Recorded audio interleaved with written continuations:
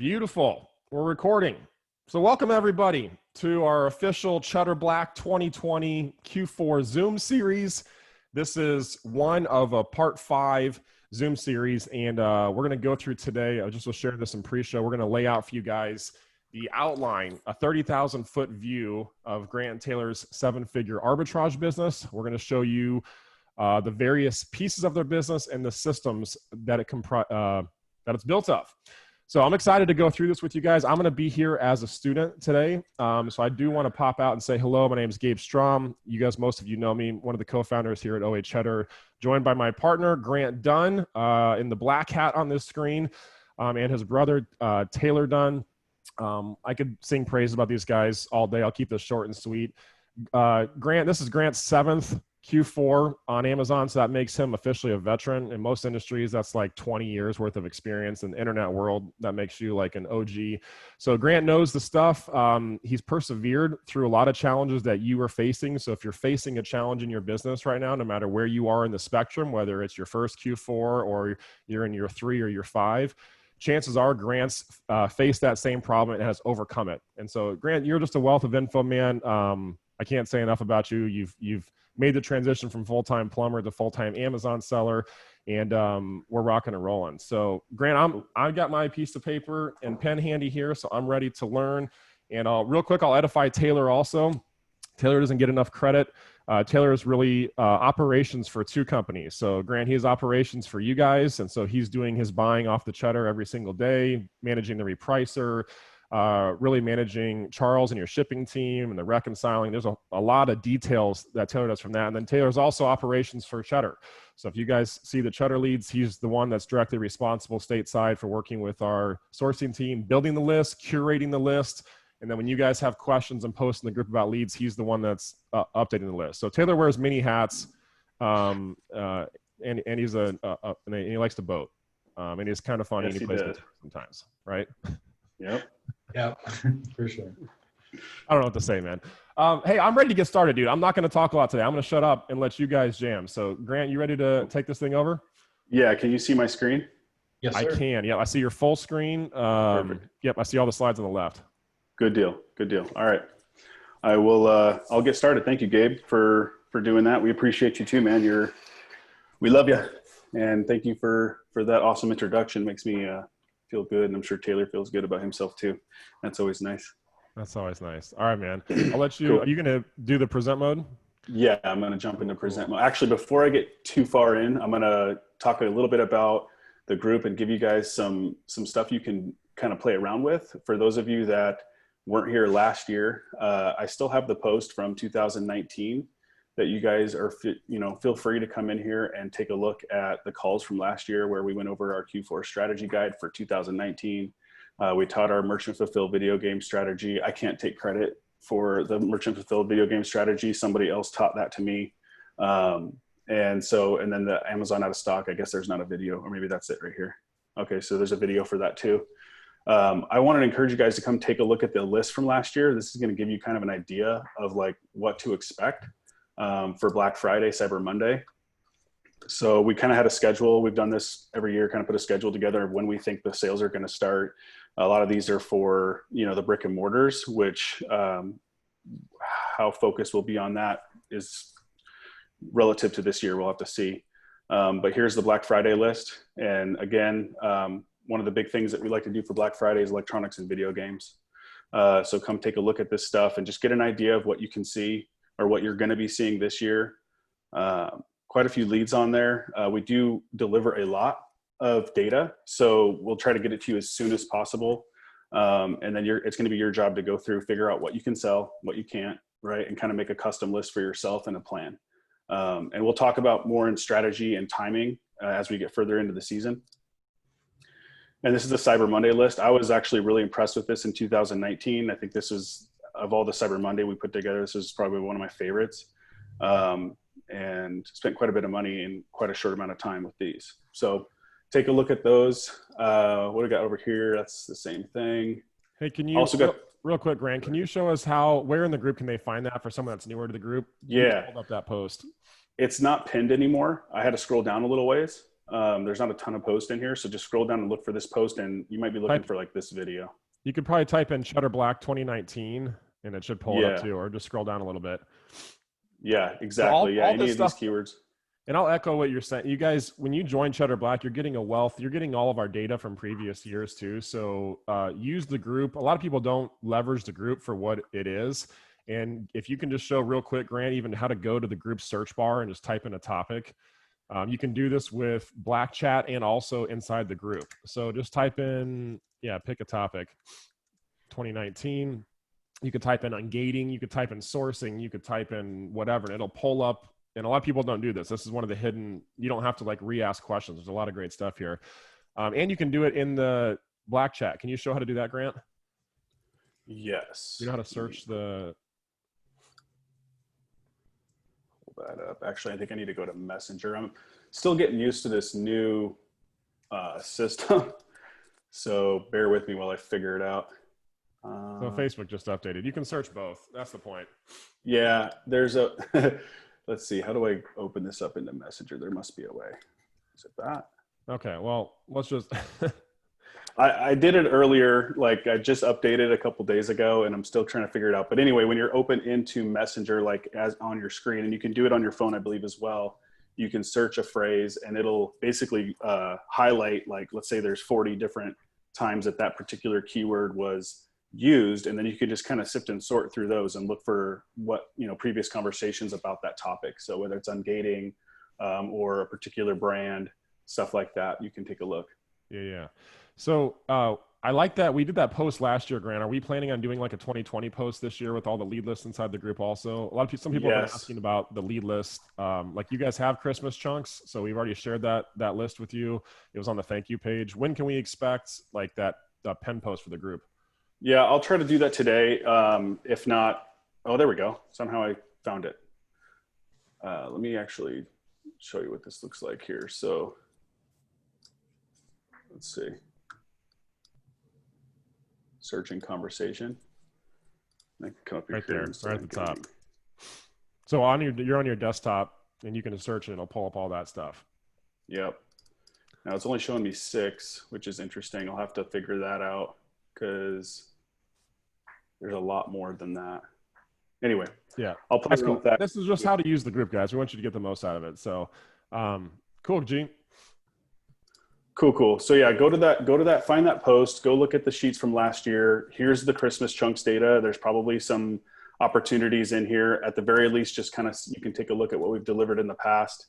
And then the other one I want to show you guys, we didn't talk about this year because in like 2 years past, like 2016, 17, this strategy was like really, like it was a fire strategy for us. And the last couple of years, it's been a little bit more difficult. Like Amazon's been a little less predictable.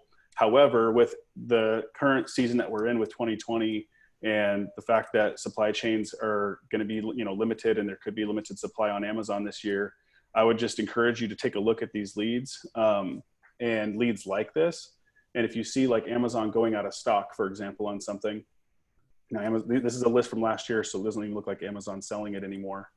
But I'll show you what we've seen in the past, right? We're looking for stuff like this, where you can buy it for $30 and sell it for $60, $70, but you can literally buy it from Amazon.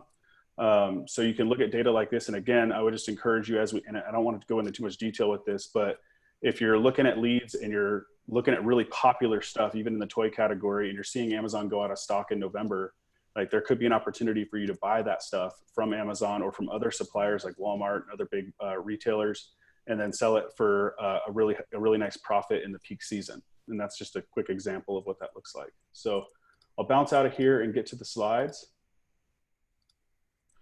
and get into present here. Cool, man. I'll go ahead and pause my video and let you guys jam, dude. Cool. Thanks, man. You bet, bud. Thank you. All right. So this is the kickoff call, you guys. What we're going to do here. Okay. I don't know if you can see my mouse or not, but the agenda for today is just the schedule, right? And the topics that we'll be discussing. I'm going to go over my 7-figure arbitrage 101. It's just literally a high level of what we do in our store and kind of the processes that we have and really just the flow from beginning to end. and some stuff that maybe some stuff that's going to be good for a lot of you, and other things that is going to be sort of review. And then we'll talk about the next steps after that and how we're going to kind of pick the next couple calls. So just a quick review. We're obviously in September. We already have Christmas chunks. Thank you everybody who signed up for Cheddar Black. We sold out, and that was really cool very quickly. We were prepared to, possibly run ads or use affiliates to help us fill up, and we didn't have to do that. So we're really, really appreciative and glad to have you guys here. And we feel like you made a great decision. Today we're on our kickoff call, the 11th, and over the next few weeks, we're going to have several more calls. So on the 25th, we'll have our first deep dive call, and you guys are going to help us choose the topics for this so that we can really dig into the meat and potatoes of what you need and not what we assume you need. I've got to figure this out. All right, October, we'll have another call on the 9th, so you guys can save these dates, and this is recorded so you can check this out later too. It'll be on the call that we do on the 9th will be another deep dive on topics that you guys help us choose. And then on the 23rd, what we're tentatively planning is going into detail on merchant fulfilling as we get into November and really the peak season. I've been watching some other webinars and just talking with Taylor about it. And, with Amazon already being sort of backed up with FBA, we're thinking that it's, the opportunity, and this is usually the case with Cyber Monday and Black Friday, like the opportunity to FBA and get it into Amazon soon enough to sell for a profit before the price is eroded, because they're really timely leads and sometimes they can get saturated, is a really short window. And what we've taught in the past is if you're going to buy for Black Friday and Cyber Monday for FBA, like you need to ship it as soon as you receive it, whether you order it online or like if you buy it Thursday night for Black Friday, you're shipping it into Amazon the next morning, right? That the following Friday.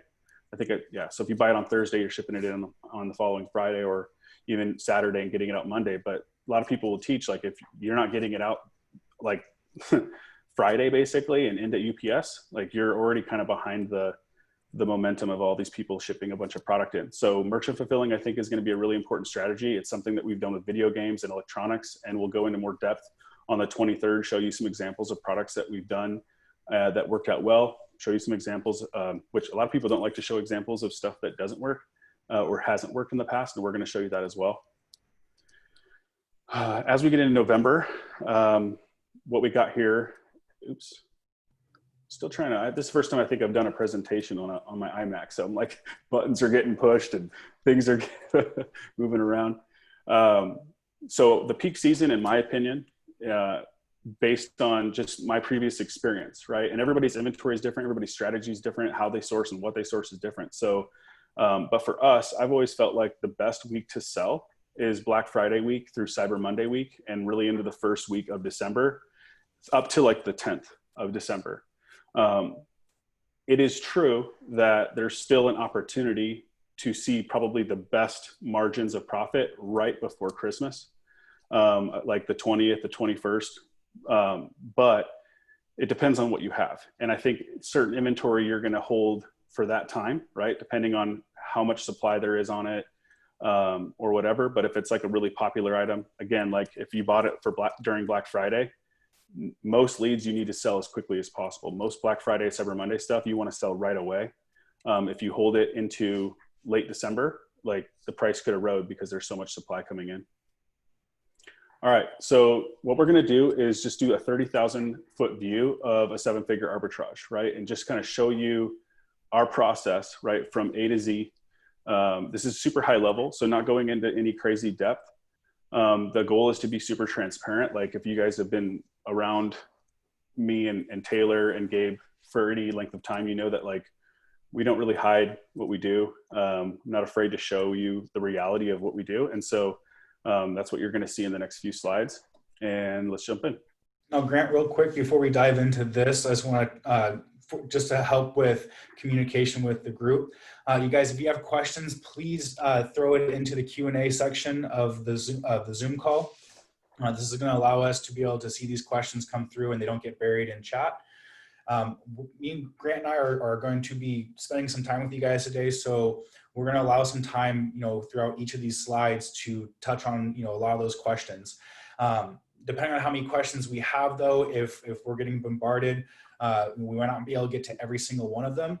But that is good because that will tell us and help us understand what some more of the deep dive webinars in the future, what we need to go into in a more in-depth level. So just make sure you throw your questions in the Q&A, and we will touch on those questions before we move on to the next slide as Grant goes over these. Cool.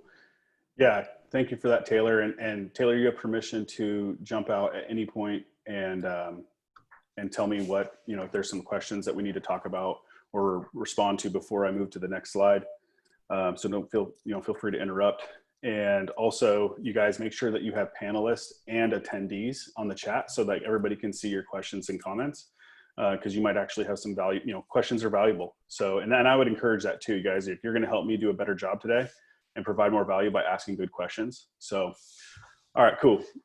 So in a nutshell, right, we're going to go over just really high level sourcing and buy list, order and receiving reconcile, returns reconcile, shipping to FBA, our repricer and kind of how we do that, seller central account management, again, very surface level, and eBay liquidation.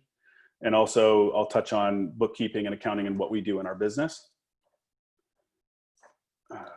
And then Connie Brown's asking that merchant fulfill was mentioned. She hasn't done this before prior, and she understands that there is a certain amount of shipments that you have to have done before October 14th, and she's just asking for any quick turnaround type items.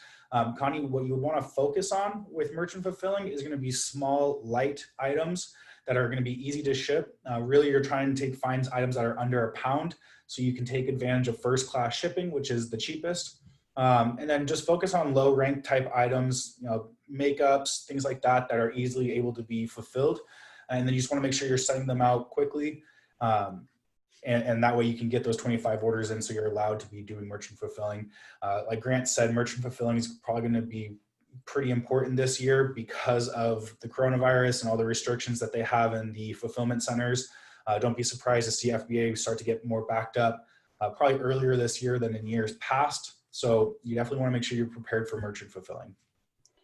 Yeah, because one of the good opportunities with merchant fulfilling too in the peak season is if you're paying attention to the data, and we're going to do our best this season to really be watching and kind of surfacing out some of the stuff that we think you guys can go and really exploit. But you buy online, and then eventually Walmart's out of stock, Target's out of stock, Best Buy's out of stock, and Amazon's out of stock, or maybe they're never on it. But then there's an opportunity to go in the stores if you want and buy that stuff and get it listed right away and ship it in.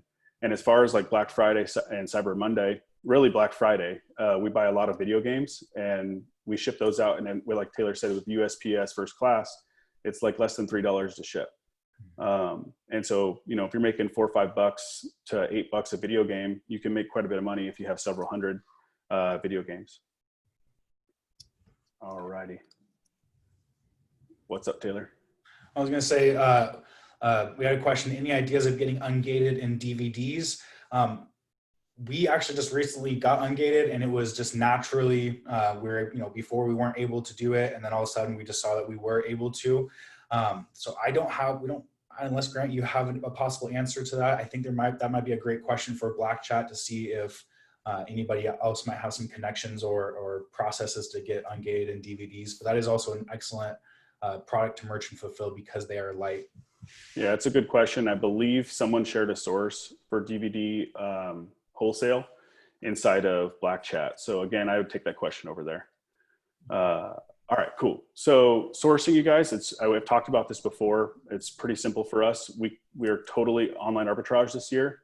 In many years past, like we were 100% retail arbitrage and we just dabbled in OA. But we made that transition in 2020 in January. And obviously we're sourcing from Chris's Chunks as well. On average per day, we order 55 SKUs. And based on our delivery, that's roughly about 80% of what we deliver. So we're buying the majority of the leads that we deliver every day.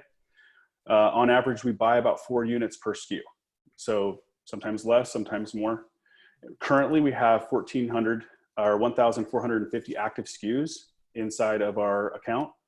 And we have 3,350 in-stock items. So in terms of what's in stock right now, we have an average of about 2.3 units per SKU. So again, we're very wide and shallow. We will be going deeper. We always do. Usually as we get into peak season, we end up digging in really deep on some stuff that we think is going to be really good or is really good.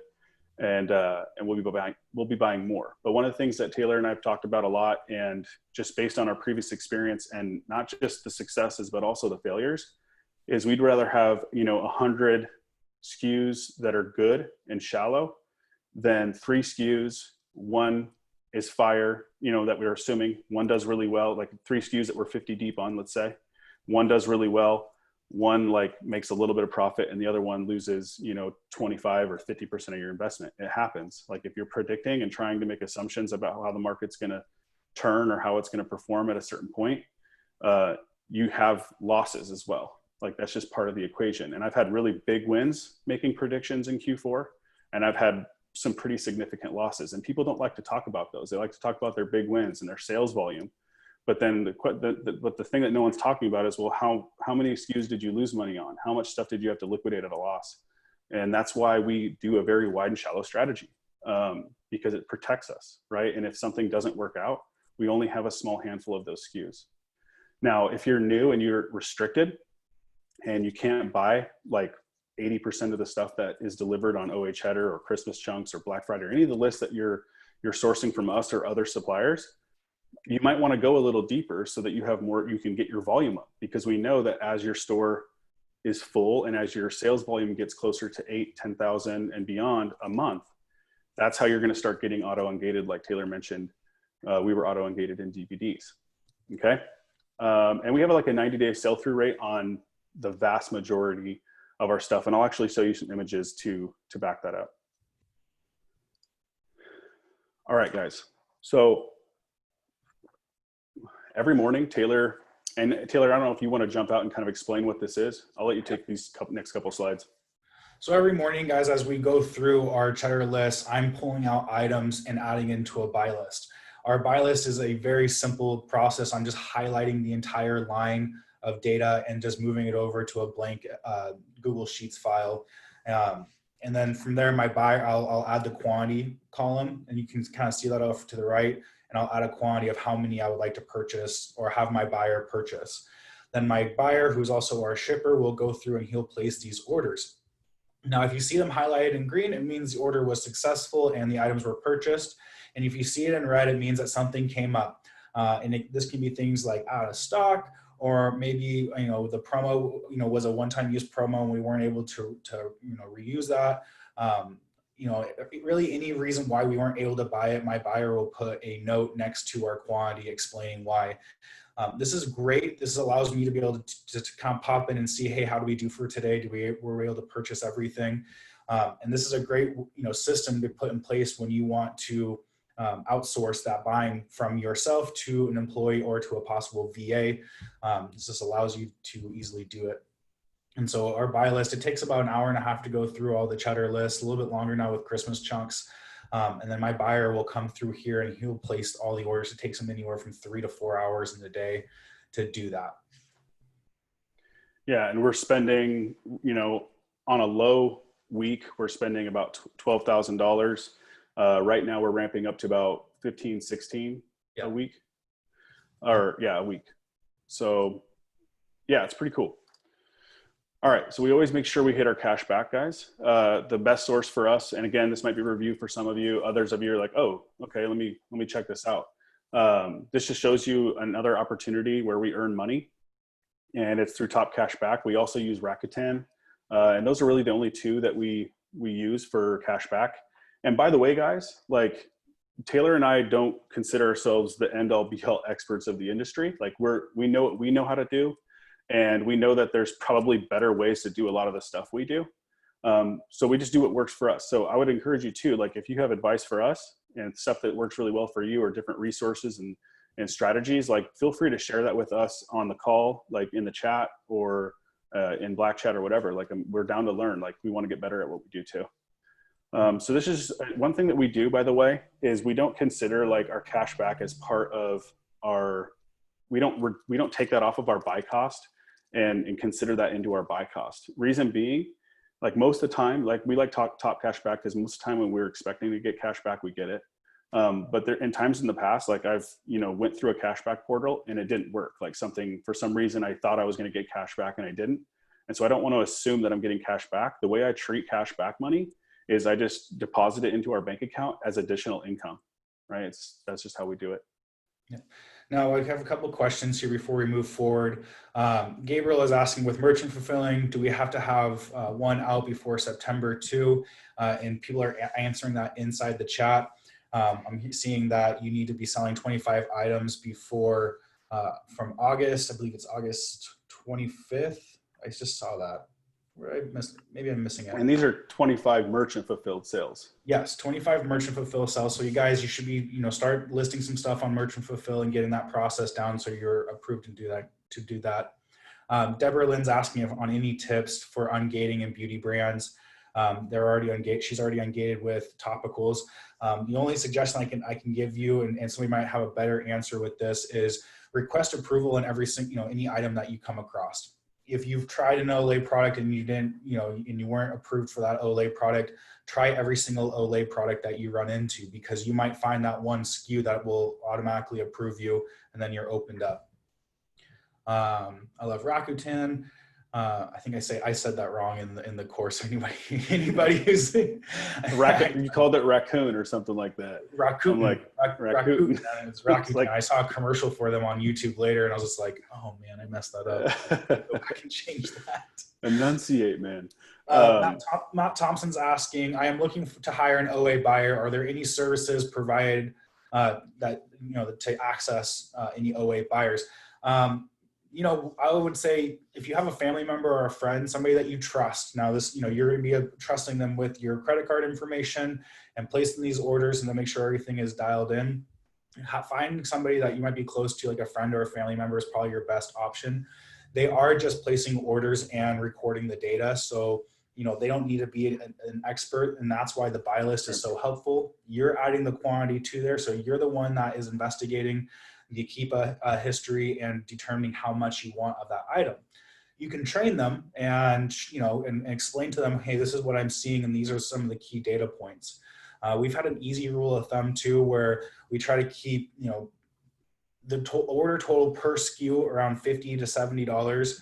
So we're trying to keep as far as setting quantity limits and keeping that wide and shallow base. That's kind of an easy way, a rule to follow, setting a certain dollar amount per SKU and not exceeding past that. Sometimes there's exceptions, when you have a high dollar type item and it's selling really well, you got to make those exceptions. So as far as I want to touch on the ungating stuff, this is a conversation that happens a lot inside of Black Chat. It happened a lot in 2019. And there were several different wholesalers that you can buy beauty brands from and use those invoices to get ungated. Don't plan on making a profit, right? Most of these, you're just going to buy SKUs, use those invoices, get it ungated, send your product in, get it sold, and then now you can sell the profitable stuff. And the same is true for like the merchant fulfill stuff. Like if you're in that position where you need to get 25 merchant fulfill orders out before, you said September, or when did you say, October 2nd, Taylor, or November 2nd? October 15th is what okay. I'm seeing as a deadline. Okay, so October 14th, I mean. Okay, so by October 14th, what I would encourage you to do is don't worry about making a profit, right? Like you could buy, if you have Cheddar list or even Christmas chunks, merchant fulfill that stuff. If you have to lose a little bit of money to be approved, just do that. Like it's worth it. If you were to pay someone to get you ungated in beauty brands or Nike and Adidas, Under Armour, which a lot of people do. People did that a lot last year because a big part of our retail arbitrage, in fact, the biggest part of our retail arbitrage business was Nike, Adidas, and Under Armour, like shoes and clothing. You're going to pay someone, $500 to a couple $1,000s to get you ungated. So if you have to buy some product and take a loss to get approved in, to do merchant fulfilling or approved in a brand, it's all good. It's probably going to cost you less than hiring someone to do it for you. And then Lisa Van is dropped a couple others for cashback, Piggy, Honey, and then also Rakuten. Rakuten. Rakuten. See, I'm not going to ever get that. I'm probably saying it wrong too.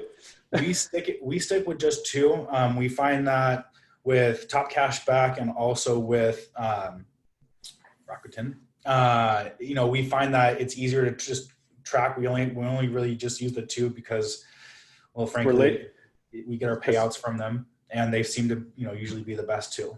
It's because honestly, guys, it works for most of the sources. That's the main reason.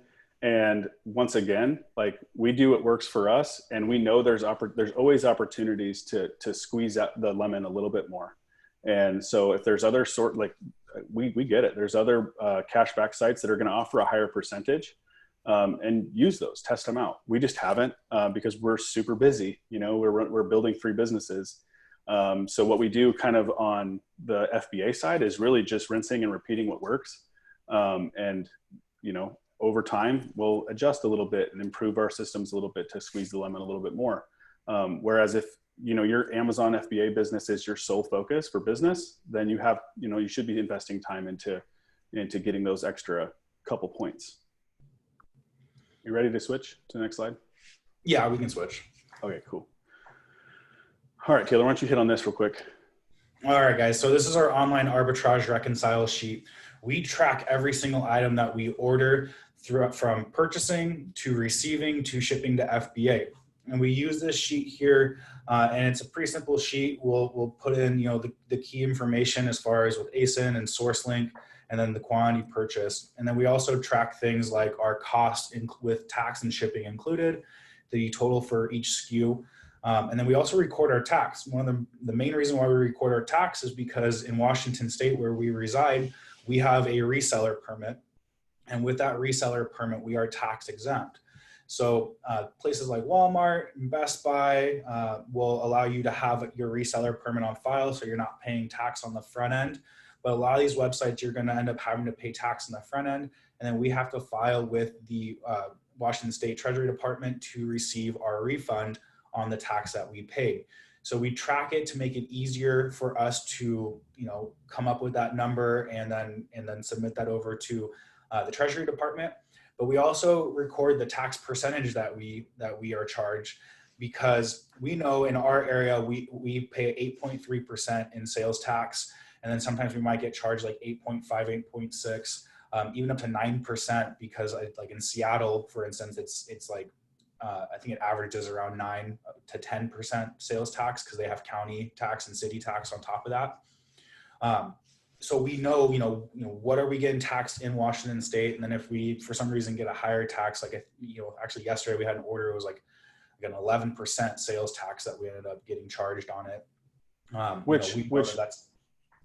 don't, I would say one thing, because Ashley's the one that breaks this down. And we really don't know if the 11% tax is Washington State.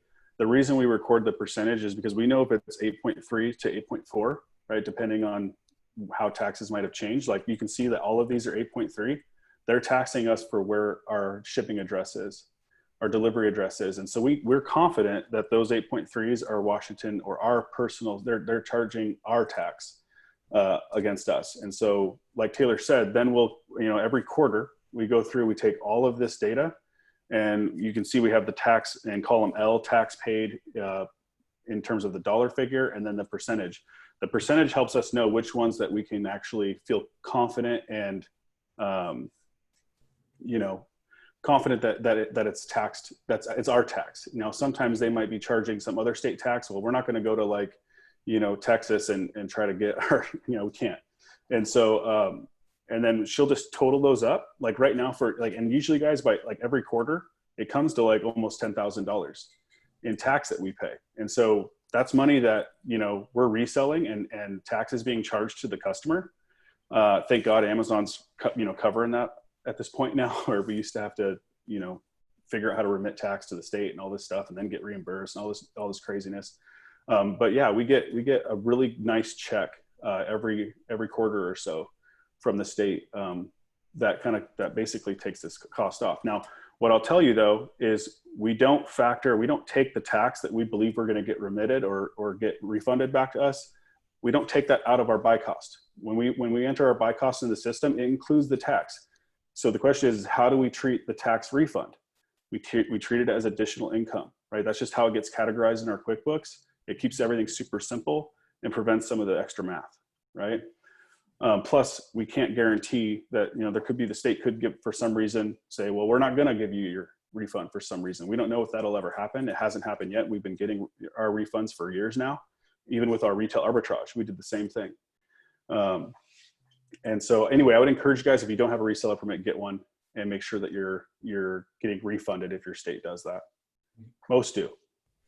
And then from there as well, we have, you'll see the orange column headers.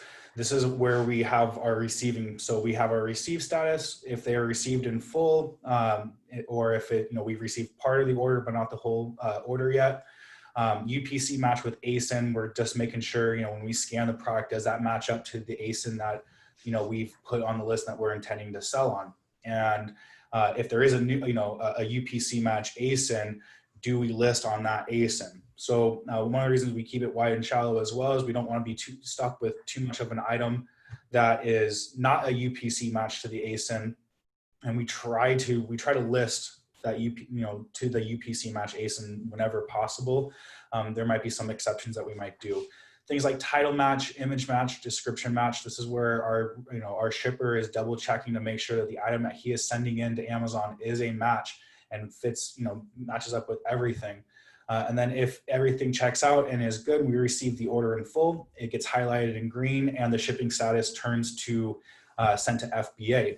If it is highlighted in yellow, it just means that we haven't received the full amount of the item yet. Maybe the order was canceled. Maybe it was, there could be there's something that needs to be addressed with this item. I will then go through and I double check, and if an order is canceled, I'll make sure that we didn't get charged that on our credit card.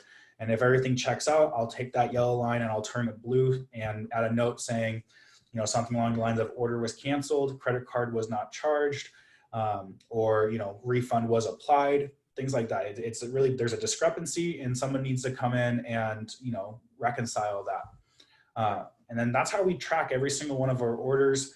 And it really helps ease up the whole online arbitrage process. This was actually one of our biggest fears when switching from retail arbitrage to online arbitrage was, with retail, we have the product in hand. We know what condition it is. We know what we're doing with it. When you're talking about online arbitrage, you have orders coming in constantly and there's so many more moving parts. So we found that this system works really well for us. And this took time to build too. I mean, it took having issues come up and problems that we had to go back in and fix to come up, things like the tax and recording the tax percentage and the taxed amount, so this sheet was very simple, and then we built onto it as well over time.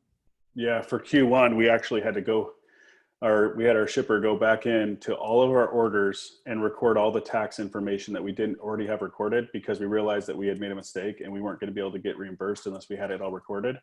And then Q2 on, we started, we changed our sheet up and made that adjustment. Same with like the UPC match, title match, image match. I mean, this is stuff that got shipped in incorrectly and a customer complained, or, Amazon told us, hey, you got an issue here. Customers aren't happy with what you're delivering. And we got to go back and figure out, okay, what did we do wrong here? And that's when we created the system. And all it really does is keep our shipper accountable to making sure that he's checking everything on the listing to ensure, especially if it's not a UPC match, that it's an image match, a title match, a description match, and there isn't some sort of discrepancy somewhere and we're shipping the wrong thing into FBA. And that's why I would encourage you guys, and the reason I wanted to show this too, and again, we can deep dive into this stuff and really break down the math for you guys if that'll be helpful. I mean, there's a lot of stuff we can do if you need it. Lost my train of thought there for a second. Well, and I will say, I was going to tell you, if you're using a prep center, right? This is one thing I want to point out is like, and this is why one reason we don't use a prep center. And I would just encourage you, if you do, be careful, right? Like make sure your prep center cares as much as you do about what gets shipped into your store. Because if they're not checking all these details and they're just scanning up, or they're just taking the item and matching it up to the ASIN, it may, that you believe you purchased on, right? And that you have a match on, and they're just sending it in. Well, you're probably sending some stuff in wrong, and it's gonna create issues with your account. So make sure they're reconciling stuff too, and you're returning to the customer or to the supplier if you need to. And in using this process, I mean, I'm not a fan of prep centers. One of the biggest reasons why I'm not a fan of prep centers is it heightens your chance of getting blocked by a source site. So, if you have the ability to, or are working towards, learn the shipping process, and when you get to the point where you can hire somebody to come in and actually be a full-time shipper or even a part-time shipper, college kids are a great, asset. You could use that, people like them, maybe high school kids or family members who are wanting to earn additional income. If you have the ability to not use a prep center, I recommend that you wouldn't. We find that it's, we're in control of our quality. We reduce the chance of being blocked from a source site because we are one of multiple sellers sending it to a singular address. There are great prep centers out there though. And if you do use them, like Grant said, make sure you do your research into it. Yeah. Just talk to them. Make sure you know who they are and how much they care. And again, a lot of people use prep centers because they don't want to pay sales tax. But if you have a reseller permit, in your state, you probably can get it refunded. And then for everyone asking, yes, we do have a template of this, and I can grab that link and drop it as a post in the Facebook group as well. Is it? Yeah, we might have to make an updated one, make sure it has all the fields in it and stuff. It's updated, but I would encourage everybody to take it and then feel free to add stuff to it and make it your own. If there's something that you see, you're like, hey, actually, I want to track this portion of the process. Please do. Right. Yeah. Yeah, exactly. So green is good. Yellow is it's pending, right? You can see, like, for example, in these yellows, can you see my cursor, by the way? Yes, I can. Okay. So I don't know if that'll get in the recording or not, but like line 281, we purchased 4 and we've received 3 so far. So it's yellow, right? Some of it's been shipped to FBA, but it's not completed yet. And if it gets old and for some reason, like the remaining inventory never comes to us or something came in wrong, then it gets turned yellow and it stays. And if it doesn't ever get reconciled and it's been there for a while, it'll get moved over to another document or another tab on the sheet. And this is essentially our returns reconcile sheet. Okay. And you can see here in column K, return notes. These are all the various reasons that something is going to get returned to the supplier. Now we try not to return to the supplier. If it's a mistake that we made, like it doesn't match the ASIN that we thought that we were going to buy on, which again, just happens with online arbitrage and ordering online with so many different SKUs and stuff. Then again, we'll try to find a different ASIN or a different listing with that UPC or whatever we have to do to try to find the matching listing first. And we'll send it in even if we have to break even. We're not going to ship it back to the supplier and say, shame on you, we made a mistake. Like we try to assume our own responsibility. And so if we make a mistake, we will do what we have to do to sell it, even if we have to put it in our eBay store, right? That's another option. I'll talk about eBay here in a little bit. Otherwise, if it's sent to us incorrectly, like we bought, size large and they sent us size medium, then that's on them, right? And then we'll ship it back. And then what we do here is we're recording that information, recording the reason why we shipped it back, or whether maybe it never shipped to us at all, but they charged us and we never got it at all. And then Taylor will go through our bank. He'll make contact, do what he has to do. And then over here on the column on the right, refund confirmation is just literally checking the bank account and making sure that we got our refund. It's pretty simple stuff. Sometimes an order gets canceled. If it gets canceled, it usually doesn't make it over to the sheet. It'll just get turned yellow at first, right? Because it never shows up, or Taylor will turn it blue after he confirms that it was canceled and we never got charged. Okay. And that's on the other sheet. So hopefully that's not too scrambled and you guys get the idea of what we're doing here. Again, just the idea is to prevent leakage, right? Like that was my biggest concern. One of my biggest concerns with switching over to OA was making sure we had systems in place that would prevent any loss of our capital. And that's what this is all about. Oh, shoot. I have a few questions here that we want to knock out. Lisa Van is asking, how do you snowball your funds? What's the best method of doing that? Grant, you probably have a better answer than me, but I think I might be able to answer this. Take your profits, reinvest it back into the system, rinse and repeat. Try to, keep, as the business owner, you don't need a necessary, if you have to pay yourself because you've switched over to full time, that makes sense. But if you're just trying to grow your income and grow your budget out, you just want to take that profit and reinvest. And keep that until you get to a point where, you can start to pull a little bit out for yourself. Yeah. Keep your expenses down. Make sure you're using Inventory Lab and you're tracking your profit after Amazon fees. You're tracking your cost of goods. all of that, and then just keep buying and reinvesting into your store. I mean, we know people who, you know, she's actually kind of famous in the space. Her name's Gay Lisby, and she started with a book. I think it was a cookbook. And that was literally her start. And she just snowballed from there, little by little. And now she sold many millions on Amazon. And so, yeah, I would encourage that one. And while we're on that topic, it's a great question. Like, I've made the mistake of not really knowing my numbers and not really understanding the performance of my store, and also assuming future success that I hadn't achieved yet. And there was a time in 2000, I think it was 2016, I hired my two best friends too early and for too much money. And I ended up having to let them go like 8 months later when I was just sinking, right? You know, and that's another thing too. You know, you hire your good friends, you pay them more than they're worth at that point, or more than you can afford at the very least, right? And then it's really hard to let them go, you know? So I would just encourage you to like prosper where you're planted, start small and just build up. Like, don't get in a rush. Like, you know, there's a saying, people overestimate what they can accomplish in a year and they underestimate what they can accomplish in 5, right? So focus on the long game, and just little steps over time will add up to big results. And that's also a question that Lisa Van also was asking is, you know, what do you pay family members and what do you find to be fair? You know, Grant brought me on, and I joined his team, and it was a fair salary. I can't, you know, I'm not going to be able to answer it, you know, hey, you need to pay him this dollar amount. But you need to be realistic with your numbers, like Grant was saying, and pay what you can afford, and let them know that, and be transparent, and, you know, have them come and join it. And if they believe, you know, one of the things is I believed in what Grant was doing. And so, you know, at that time, you know, I was selling cars and was a pretty decent car salesman. So my income was, you know, all over the place. But, you know, I did take a pay cut and was willing to do that because I believed in what Grant was doing. And I saw the, you know, the results that he was making. And, you know, it was a no-brainer to jump on board and put that work in. And it came in with rewards in the future. And I knew that we were building something and growing. So when it comes to family members, you know, I'd say try to find somebody who understands the vision and the direction that you're going and who's invested into it with you. And then be realistic with, you know, what you can actually afford. And if it works out, it works out.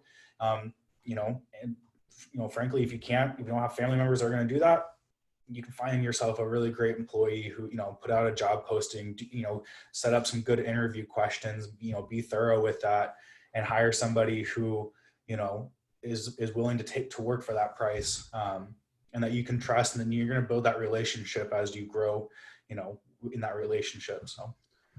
So as far as like a shipper, right, and someone placing orders, I don't think you need to pay anybody more than a little bit over minimum wage. It's up to you. Like, I would say that I'm on the generous side of paying people, and I'm not this, like Taylor did. He took a significant pay cut to come and work for me, for the future promise of building something together and what that would look like. And I think it's paid off over the last couple of years. I think you came in early 2017. So 17, 18, 19, and 20. This is almost your fourth full year working with me. And it's paid off. I think now, you know, you're earning more now than you did as a car salesman, which is good.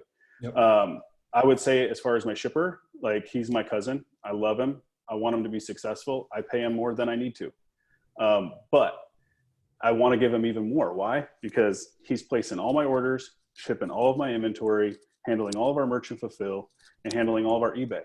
Like, he actually works his tail off and is accomplishing a lot, you know. And again, that's kind of a vote of confidence for the OA system, because retail arbitrage was a huge investment every month. You know, we were putting a lot into it. Taylor was busting his butt, he sacrificed a lot. So kudos to Taylor. Honestly, you guys, like, I was like a sinking ship in late 2016 or like early 2017. Like, I was kind of scared. I was like, I don't know. I made some mistakes. I over-invested. I over projected what I could create, and I didn't have enough resources. I think I had the manpower, but I didn't have the resources yet to really take advantage of that manpower. And, you know, I called Taylor and I was like, dude, I need help. Like, and he was like, all right, I'm in, you know, and so I'm really grateful to Taylor, because it's been like a huge blessing. And hopefully you guys are lucky enough to have people around you, like Taylor and Charles, who commit to you long-term and really try try hard and take your business seriously. So shipping to FBA, a couple things I want to go over here. Really pretty simple. We use Inventory Lab, right? And then we send our shipping contents to Amazon. They tell us what to box up. We box it up, right? As far as Inventory Lab's concerned, you go into their trainings portal, plenty of content to teach you how to use Inventory Lab if you're not already doing this. If you're still shipping with Seller Central, I don't even know really, I mean, it's a simple process, but as far as like tracking your cost of goods and stuff, I'm not even sure how that's really done if you're doing it with Seller Central, unless you're like using some sort of inventory management tool and going back in and like adding your cost of goods. But this is a way that you can do it all. And again, I'm preaching to the choir, I'm sure. So what we do here is we simply record our total quantity, average cost, our cost, the date that it's shipped, right? Not the purchase date, just the date that it's shipped to FBA. So whatever the current date is, our supplier, and I'll talk about expiration and SKU here.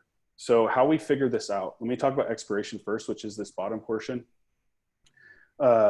This is something that people wonder about, and I've seen these questions come up, so I'm going to talk about it real quick. So if the expiration date is on the product, sweet, or the best by date, like you have what you need, right? If it's not, it's going to be like a lot code. Almost every cosmetic or makeup or groceries, I think you pretty much always have an expiration date, but like cosmetics and stuff like that, and lotions and potions, shampoos, they'll have like a production date or a lot code, and they won't have an expiration date. So what we do is we go to checkcosmetics.net, and you can select the brand. I've got a picture of that over here on the left.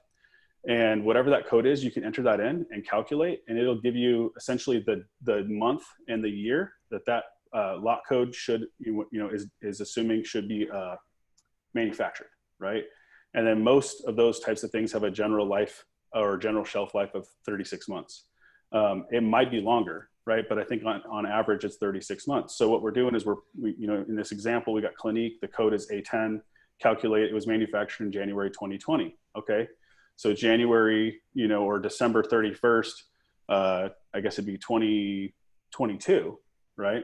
It'd be 2021, yeah, 22. That would be like the expiration date, and you'd stick that in. Now, what Charles does when he's shipping is he either sticks the expiration date in because it's listed on the product, or he uses checkcosmetics.net, puts it in. If neither of those two work and he doesn't get the answer he's looking for, he tries to push it into Amazon anyway, and he'll move into the basically boxing his stuff up. Then he'll submit it to Amazon, right, to get his, in terms of like what goes in what box. And if Amazon kicks it back and says, hey, this SKU, like there's an error here, this SKU needs a expiration date, at that point, he'll just remove it from the shipment, set it to the side, and the next day he calls the manufacturer, gives them the code, right, the lot code, and then they'll tell him what the production date is and the shelf life. And he'll do the math on that, and that's how he creates his essentially like his best by date or his expiration date, and then he'll list it the next day. As far as the SKU, you guys, like our SKUs have changed over the last few years. They used to be really simple, and we've gotten more detailed, and even more detailed with OA, because as you guys know, sometimes other sellers will make changes to listings, for example, and then you get issues with your inventory. People are complaining because they're expecting one thing and it came differently, right? Or whatever else. So the first thing we put in is the expiration date. You can see example of that here at the bottom of the screenshot. We put in the expiration date, and then we use underscores.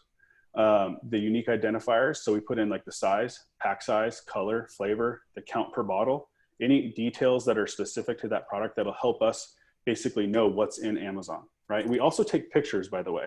Everything we ship into Amazon, when Charles is unboxing it, he'll take a photo of the products, make sure that if there's usually there's a UPC code, so he'll make sure that's also visible, and the packing slip, right? And we use those images to prove authenticity and where we got the product and stuff like that, along with other records that we have.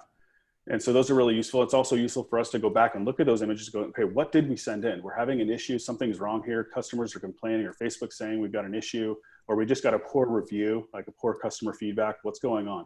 And we'll go back and we'll look at those photos and determine, did we ship it in right? Is what we shipped in matching what we have, what the listing is showing today? And if there's a discrepancy, we can close that listing right away. If there's not a discrepancy, then that tells us, okay, everything's matching up. Like our images match, our SKU is telling us it's a match, and the listing, and it's matching the listing. What else is wrong? Something else might have happened, right?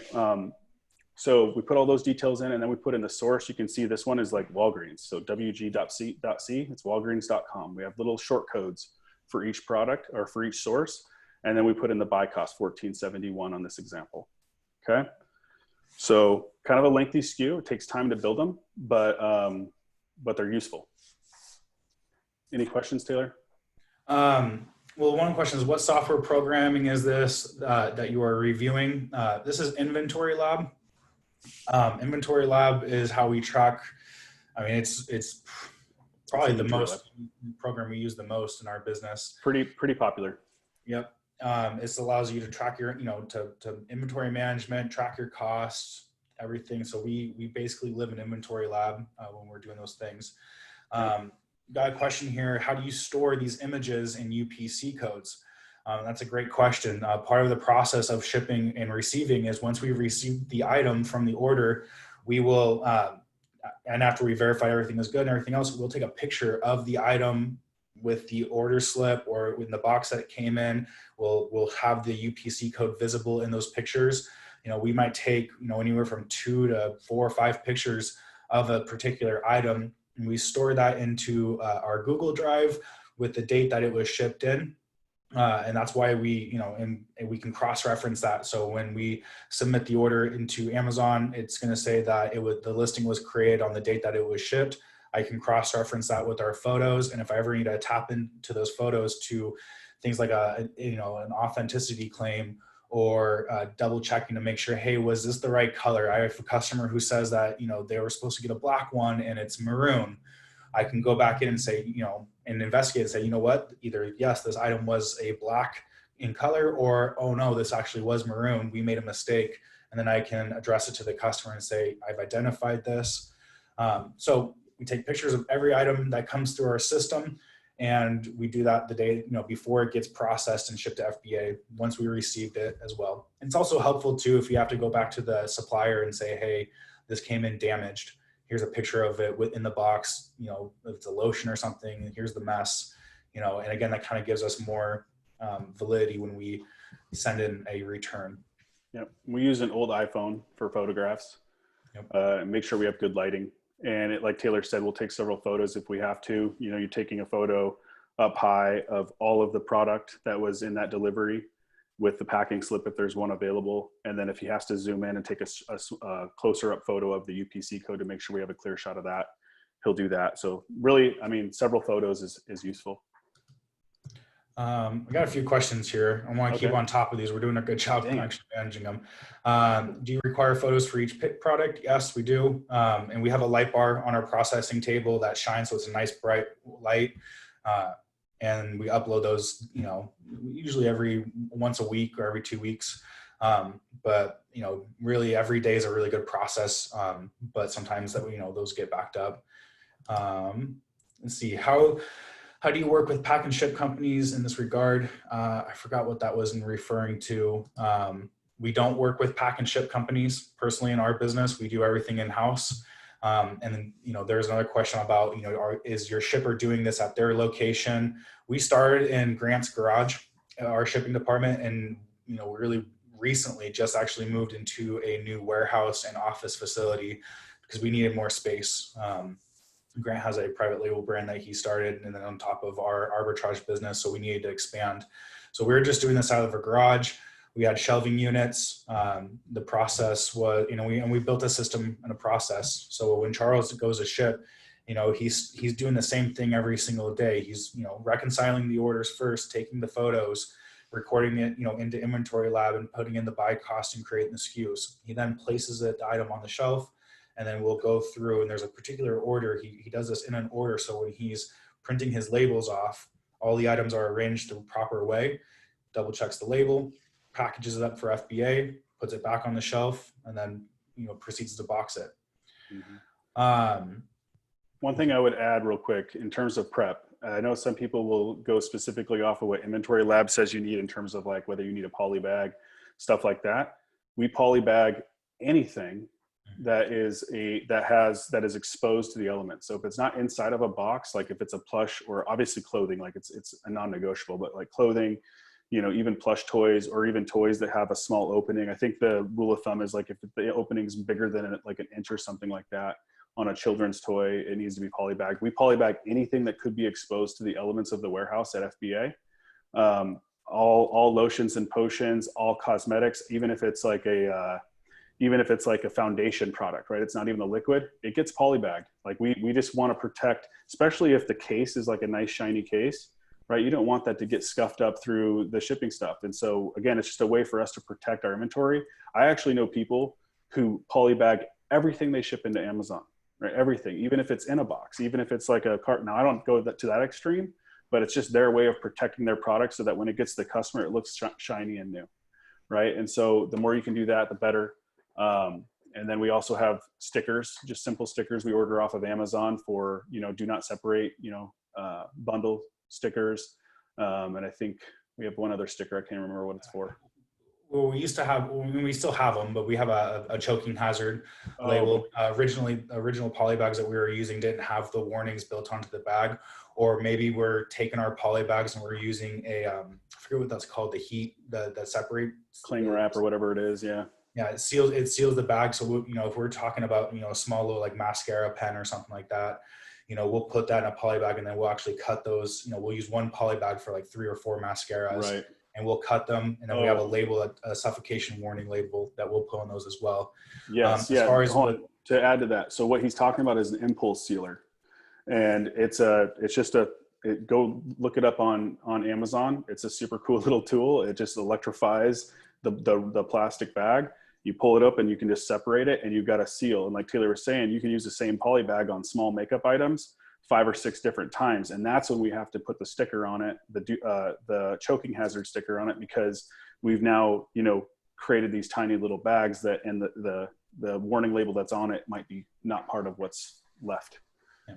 So, and then as far as UPC images and things like that, someone asked if we attach those to our sheets. No, we probably could figure that out, but there's not really a huge need, because when we send those items into Amazon FBA, when you're looking at your inventory, it will tell you the date that the SKU was created. And from the, and if say we're replenishing an item, I can go back into shipping reports and see when the date that it was shipped in. mm-hmm. And then from there, all of our pictures are uploaded by the day. So I'll just open up the day. We don't ever have so many items where it's impossible to find the picture. You can usually scroll through, and we'll have the picture that has the entire item in it.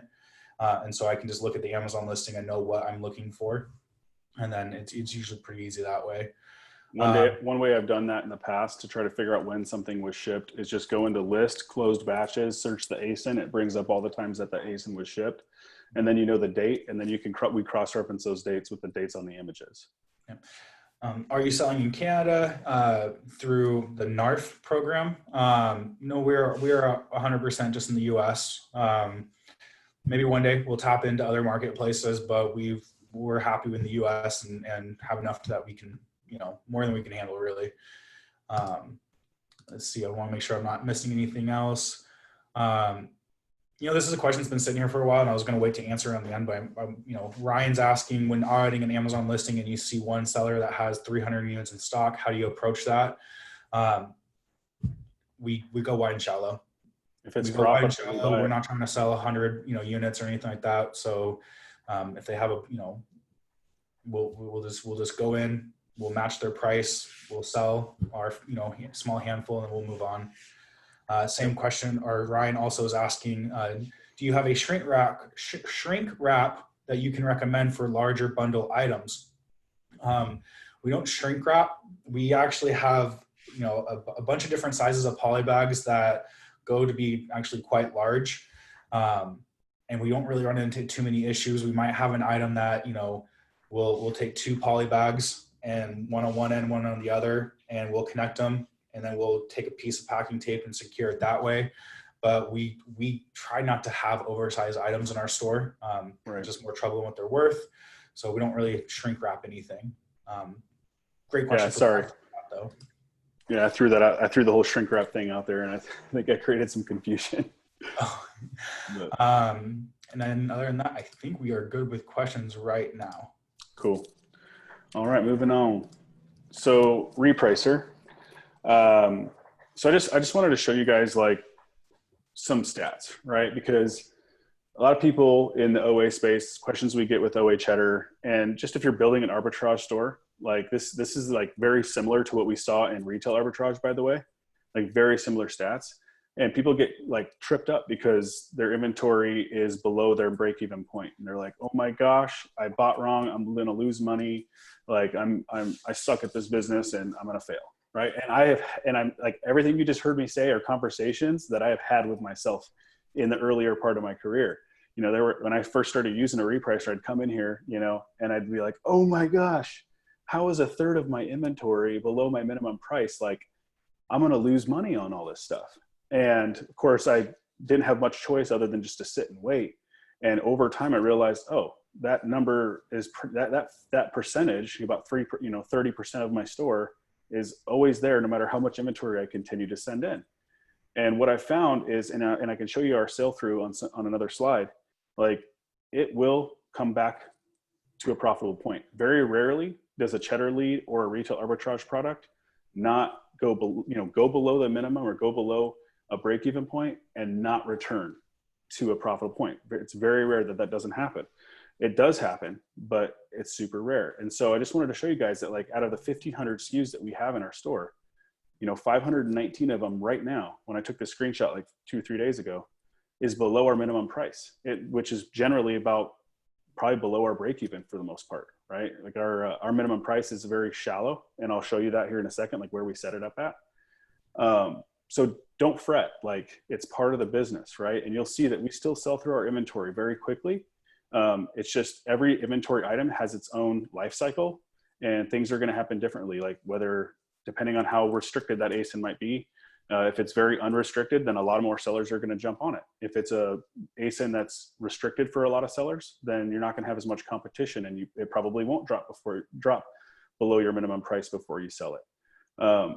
One thing that we make sure we do is tailor checks every day, right? Is there new inventory that's inside of our inform.co account that doesn't have a minimum price? And that's actually right above the 492. It'll show, SKUs or ASINs that don't have a minimum. And then he'll go in there and he sets them up right away so that we can start repricing and get start capturing the buy box as quickly as possible. And I'll talk about strategies here in a second as well. So just kind of take a peek at this. Like, here's what we have as far as the buy box, 15% of our SKUs. We have some suppressed stuff. I would imagine some of that is retail arbitrage, clothing stuff that we'll have to go back and look at. But suppressed listings still sell. Honestly, they do. And if they don't over time, we'll go in and we'll push them out. At minimum. And that's the other thing I wanted to show you here at the bottom, just an opportunity for you guys to like push some inventory out. That's not like taking losses, right? Is to come into your repricer and look at the stuff that's at your maximum price, right? Now we set our maximum at a point that's like, based on the Keepa history, that's kind of like the average high price that we can still see the product selling at, right? Based on other data that Keepa is showing us. But if right now we have 225 listings that are at our max price, right? That might be why some of the stuff is suppressed, right? Well, if an opportunity to push stuff out of your store and not lose money is to go look at your stuff that's at your maximum price. And if you can tell, if you go and review it and you're looking at Keepa and you're like, oh, this isn't selling because my price is just simply too high, all right? And it's not selling at all. Well, there's very few competitors, or all the competitors are above your maximum price. So start dropping your max price down in increments to try to capture that buy box. Go look at the Keepa history and go, okay, well, where does it sell at a decent velocity? What's that price point? Okay, let me bring my max down to there. And then that'll lower your price on Amazon, and you can push that inventory out. So just an opportunity for you to kind of push your sales through. All good? And touching on the suppressed buy box though, you guys, we know, what are we doing here? We are buying items and that are selling abnormally high on Amazon too. So when Grant said suppressed buy box items still do sell, it's usually because that might be the only place that somebody can find that item. You're not able to buy it from Walmart or whatever, major sources. So people go to Amazon and are buying, these items because that's what they want. It could be a certain, flavor of toothpaste. It can be, maybe this one certain shoe in this one certain size is is, you can't find it anywhere else. And yet you go to Amazon and yes, it's selling for higher than what MSRP is. Amazon will suppress those buy boxes, but the customers still want it. So you're looking at Keepa data to see the indication of sales. And so, if you have items that are, the buy box is suppressed, investigate them, but don't worry about that so much. I mean, as long as you're still seeing Keepa data that's showing that the item is selling, the customer is going to find their way to buy it. You still want to be priced competitively, but don't feel like you need to start dropping your price, because if you don't have a buy box, you're not going to make a sale. That's just not true. Yep. Okay. So sorry, I do have a question that came in, it is from Heather. Do you also have a system to track the items once they have been shipped into and received by Amazon, making sure that they are listed for sale or that they sold? We do have, there's a company that you set that one up. Yep. So what Charles will do is he'll watch, and if he's inside of the FBA shipments inside of Seller Central, for the most part, we have a company called Refunds Manager that will submit tickets on our behalf on anything that over a period of time doesn't get checked in or there's something wrong, and they'll submit investigations. They'll ask for reimbursements, and they usually are pulling back, several $100s every couple of weeks in reimbursements from Amazon. So we don't really spend a lot of time in fretting over that, because in the past I have, and it usually ends up working out. There's even times where, and again, I don't know, I haven't spent time on this in a while, but there's been times where, I'll go in there and get concerned about a shipment not getting checked in. And then I go look in other parts of the system and find that it actually did get checked in, but FBA shipments didn't show it, or it just hasn't gotten checked in yet, and it eventually will. Pretty much, I mean, if you go through our records, and we do this on occasion, if it's old enough, it's gotten checked in, it's gotten received eventually. It just takes time sometimes. So we don't really mess around with that. We let Refunds Manager handle that on the back end. And then as far as making sure that an item sells, you can go into your inventory age report and look at your inventory that's still sitting there, and go through and say, okay, what do I need to do with this? Do I need to lower my price? Do I need to create a sale? How do I, this is where you're going to find is your inventory age, or it's going to probably be in your excessive inventory or excessive inventory if you have had it for some time or more. Amazon will also put items into your excessive inventory that they feel like you have too many of. Hey, this is a slower seller, and it could be something you bought like a month ago, and they are saying this is excessive based on their metrics. And so you can go in there and you can also change around those prices. And we'll talk about, I think that there's an IPI slide that we dive into in a little bit. I think we do, yeah. So over here on the left, these are just some snapshots of the strategies that we use with our repricer and the rules. The general merch strategy we use like 99.9% of the time, to be honest with you. We rarely mess with any other strategies. We do have a merchant fulfill strategy that is essentially the same as the general merch strategy, but we're also competing with the lowest merchant fulfill offer, okay? And of course, we use our minimum and our maximum price to protect our profit margin, okay? So the general match strategy is simple. We're matching the low FBA. We're going to follow that price down or up wherever it is. And you can look at these other details. I'm not going to go over this. We use inform.co. I know a lot of people, especially new sellers, aren't using that tool because it's probably the most expensive repricer on the market. But I got in quite some time ago. I still pay more than what I would if I was using BCool or any of the other tools. But I like it. It works. It's simple. And I've never had a complaint with inform.co. It's always seemed to come through for us. And so, again, just kind of look at these rules. And again, we'll have a recording. You can come back and look if you want and compare them to what you're doing inside of BCool. And one thing I will tell you about BCool is what I found is there's so many options that it can honestly be a little overwhelming. And a lot of times I would tell people, here's the rules that I set up with my repricer. And then I would go and check their BCool account and realize that they had so many choices to make that they were actually setting up, creating issues for themselves and preventing themselves from getting the buy box. So just be diligent, watch videos, keep it simple. So yeah, this is what we're doing. So use max price if there's no competition. That's why we have stuff at max price. Use min price if it's below. If the price is below, use min price if it matches my min price. We only compete with 85% seller rating. If we have the buy box, we don't want our repricer to mess with it. So we just leave that alone. Competition is strictly FBA, which includes Amazon. Featured sellers only, true. We have a really strong account, so we don't need to compete with unfeatured sellers. Price is adjusted to be specific amount against your FBA competition disabled. This is just, again, keeping it simple. We don't need that. Compete differently against Amazon disabled. We're just going to treat them the same as all FBA offers if we do compete with Amazon, which is rare. And then exclude back-ordered competition. True, right? If it's back-ordered and our stuff is in stock, I would rather, wait and only compete with the active offers that can ship to the customer right away. Same is true for our Q4 conservative. And you guys, these are not like perfect strategies. Like you might have to create different variations and adjustments based on what you see and based on the rank and the sales velocity of an item. But the Q4 conservative strategy is pretty simple. If we have stuff that we are waiting to hold for peak season, and I only use this during the peak season, like starting in like November, if we're buying inventory that we know is going to hit its peak price, like late November, early December, and maybe even, late December before Christmas, then we'll use this strategy to essentially prevent it from selling, really. And it gives us a very quick way. You can use tags and stuff like that to find certain segments of inventory also. But we just can go to our Q4 conservative listings that have this strategy attached to it, and we can watch them and adjust them through the peak season.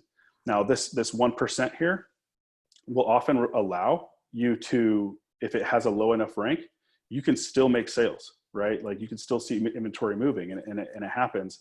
But what it does is it slows it down, right? Because you're now getting a nice rotation with several low offers on Amazon. And if you start to see something sell that in your mind, I want to hold that, I want to make sure I get the most bang for my buck on that stuff, then this will slow it down and allow you to come in and maybe add like a Q4 conservative 2.0 strategy, for example, where you're just, or you can raise your min. And that's essentially the other thing you can do too. If you have inventory that hey, I don't want to sell it for less than 20 bucks because I believe, it's 17 right now. I think it's going to sell for $20, $25 later. Well, you can also use your minimum price to hold that back off too. But make sure if you do that and you're using the same strategy, like your general merch strategy that you use for everything else, that you add a tag, right? And call it like Q4 hold or something like that. So you can go back to those specific listings during the peak season and adjust them as the market is changing. Okay. So everything's is pretty much the same other than that. And then we have a Q4 sell now strategy over here on the right. And you guys, this could be too aggressive. I don't really think it is, because if you have something that you're ready to sell right now, like it's time, and it's got a low enough rank that if you're the low offer, you could sell it like in Q4, you got a low rank, it could sell out in a day. You could have 100 units and you could sell it out in a day, right? Or even a couple hours. So this is just a strategy, like if you're ready to go, like you could go back to the match strategy. There's nothing wrong with that. And you'll probably sell just fine. But if you want to get really aggressive with it, you can drop your price by 3 pennies or however you want to kind of set it up. Everything's basically the same, except for I took out exclude backorder competition. Again, there's no one way to do this. These are just a couple of examples of different variables and different kinds of strategies you could use to treat inventory different. And another time that this strategy might be useful too is if you have a Q4 sell now item and you add it to the match, it's ready to sell. It's time. The price is probably not going to get higher than this, and it's time. And you go to the match strategy, and then it still doesn't move quick enough for you. Like your days are going by, and you're like, oh my gosh, I'm only selling like 1 or 2 a day, and I've got 50 units. Well, that's when you might come in here and be like, the time is now. Maybe you use a price that's like dropping by a penny, right? Instead of dropping by 3 pennies, and just use different combinations to see what it's going to take to get that thing out the door as fast as possible when the getting is good. So hopefully that helps. Like Grant was saying too, these are, when you're doing the Q4 sell now type strategy, it's especially on very low rank items, items like in the toy and game category, something that's like 10,000 rank or below, where, it's selling hundreds of times a day. And so you're going to come in, you're going to have the lowest price, you're going to sell quickly and be done. I will always say this whenever I have a chance to do it. And I'm sure it's a review for a lot of folks, but there might be a handful of y'all who need to hear this, If you are using a beat by a penny strategy on your normal inventory and you're not in peak season, all you're doing is shooting yourself in the foot. You're shooting everybody else, every other seller. You're cutting them off by the knees, because what happens is you beat by a penny, and then everyone who has a match strategy on will come in and meet you, and then you're going to beat it by a penny again. You will tank the price. If you're wondering why do prices tank, why do people talk about that, and you're beating by a penny, you are the reason. So please stop doing it. It's super frustrating. It's like you look at it, something that you're about to check in, and it is the biggest complaint that we have with being on a list. It's mind-boggling to me that people still think that it is, that it's a good thing to do. If you don't know this, the buy box rotates, and it's not solely based off of price. Price is important. You need to be competitively priced, but you also need to have good ratings on your seller account. If you have, a 90% rating or lower, you need to make sure that you are doing whatever you can to get your feedback numbers back up and to be higher. We have a lifetime history right now of like 98, and it's normally around 99%. We got a couple of, recently some, in my opinion, bogus feedbacks that kind of brought this down, but we hold a very high percentage of positive reviews, and we have about, I think, like 2,800 reviews on our account right now. We can match and still be getting the buy box and winning. There's a lot of factors that go to the buy box. It's not just price. So if you're the seller who's been beating people by a penny and you think that you're doing yourself a service, you're not. You're just losing profit for yourself and everybody else.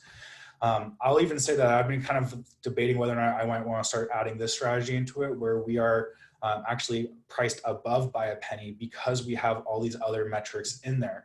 And what that's going to do is actually going to do the reverse effect, where I will be raising by a penny. So if everyone's matching me, I'm going to continue to raise by a penny a little bit and bring the price up.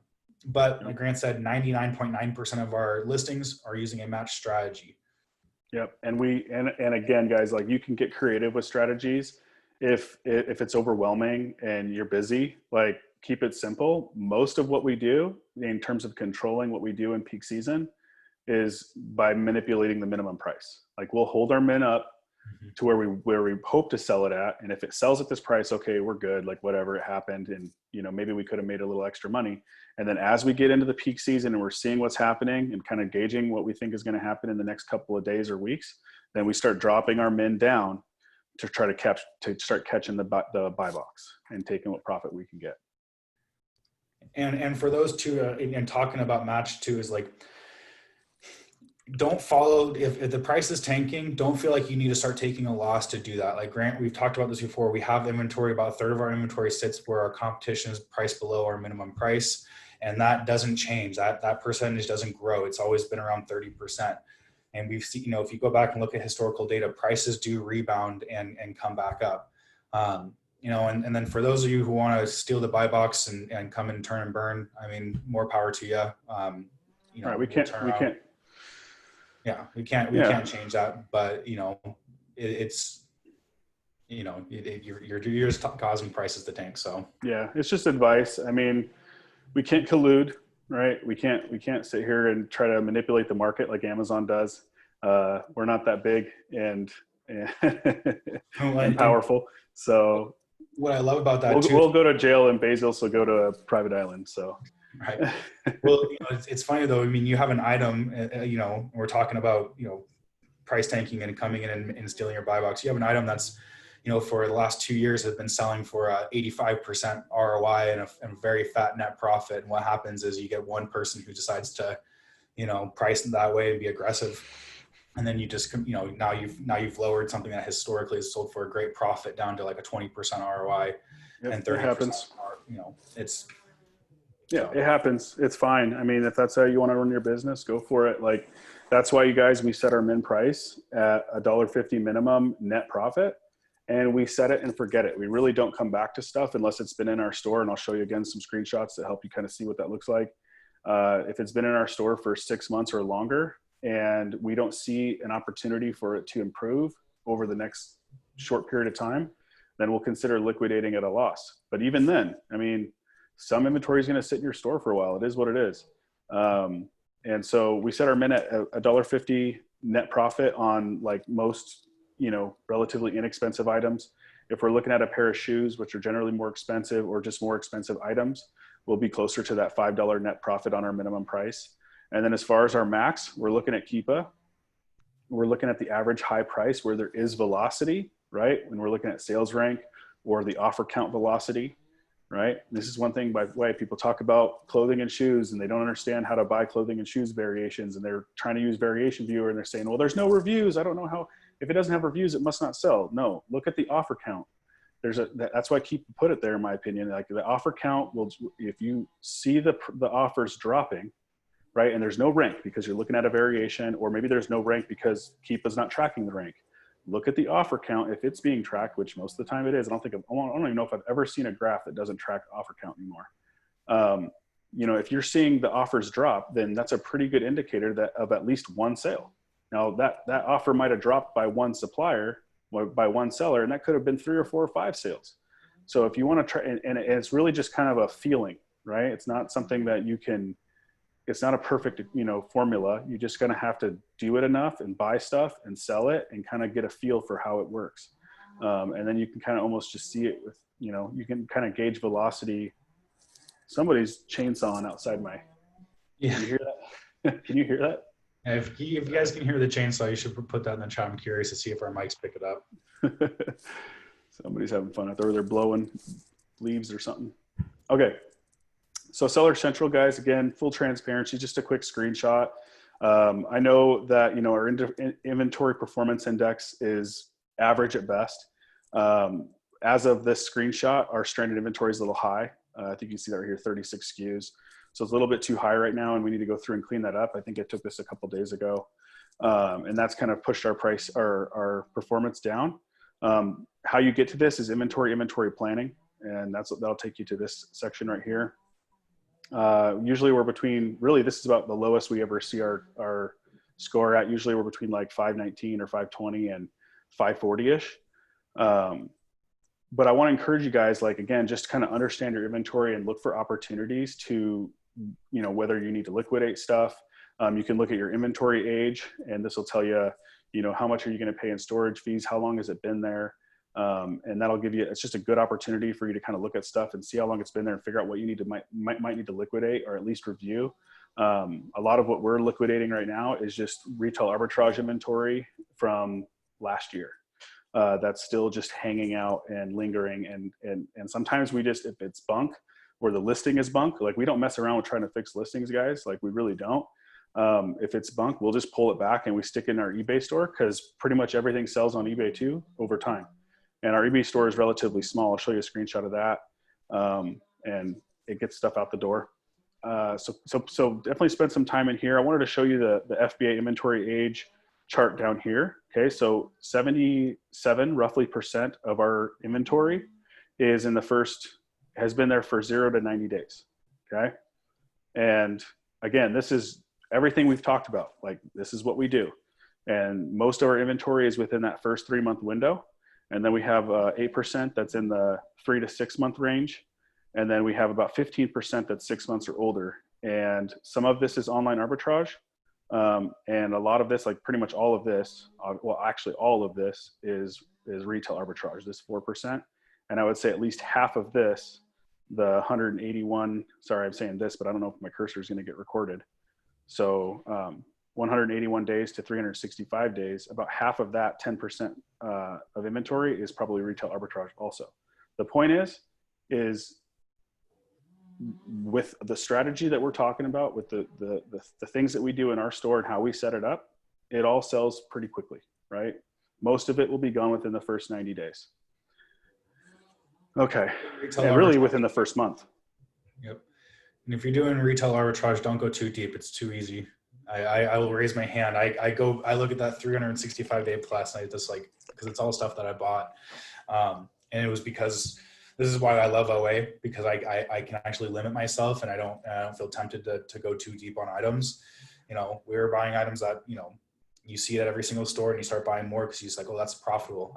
I didn't realize how many I had already sitting in the warehouse or in my truck or whatever.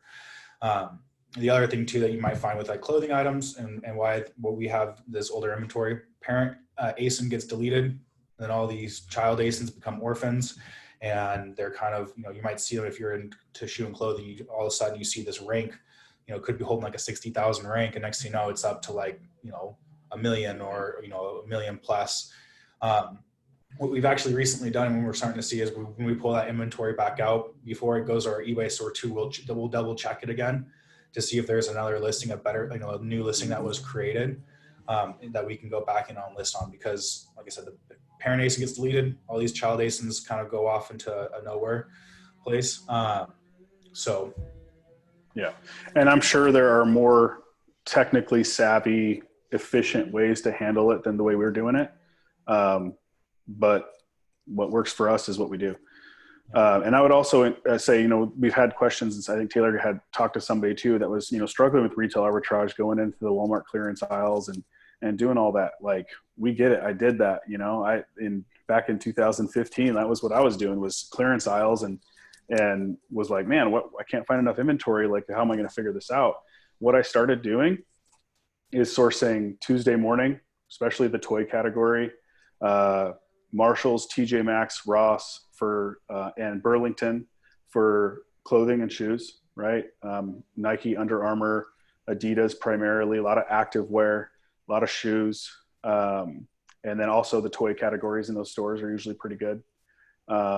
Socks, stuff like that. We also did a lot of Grocery Outlet, which is a chain that's mainly here they have them here on the West Coast, and they also have them on the East Coast.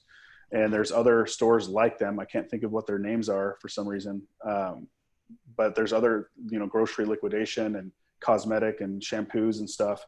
We spent, and that was what we did mostly in Grocery Outlet. And we'd hit all of these stores that I just described, all of them in Washington State. And sometimes we'd spill over into Idaho, Taylor would.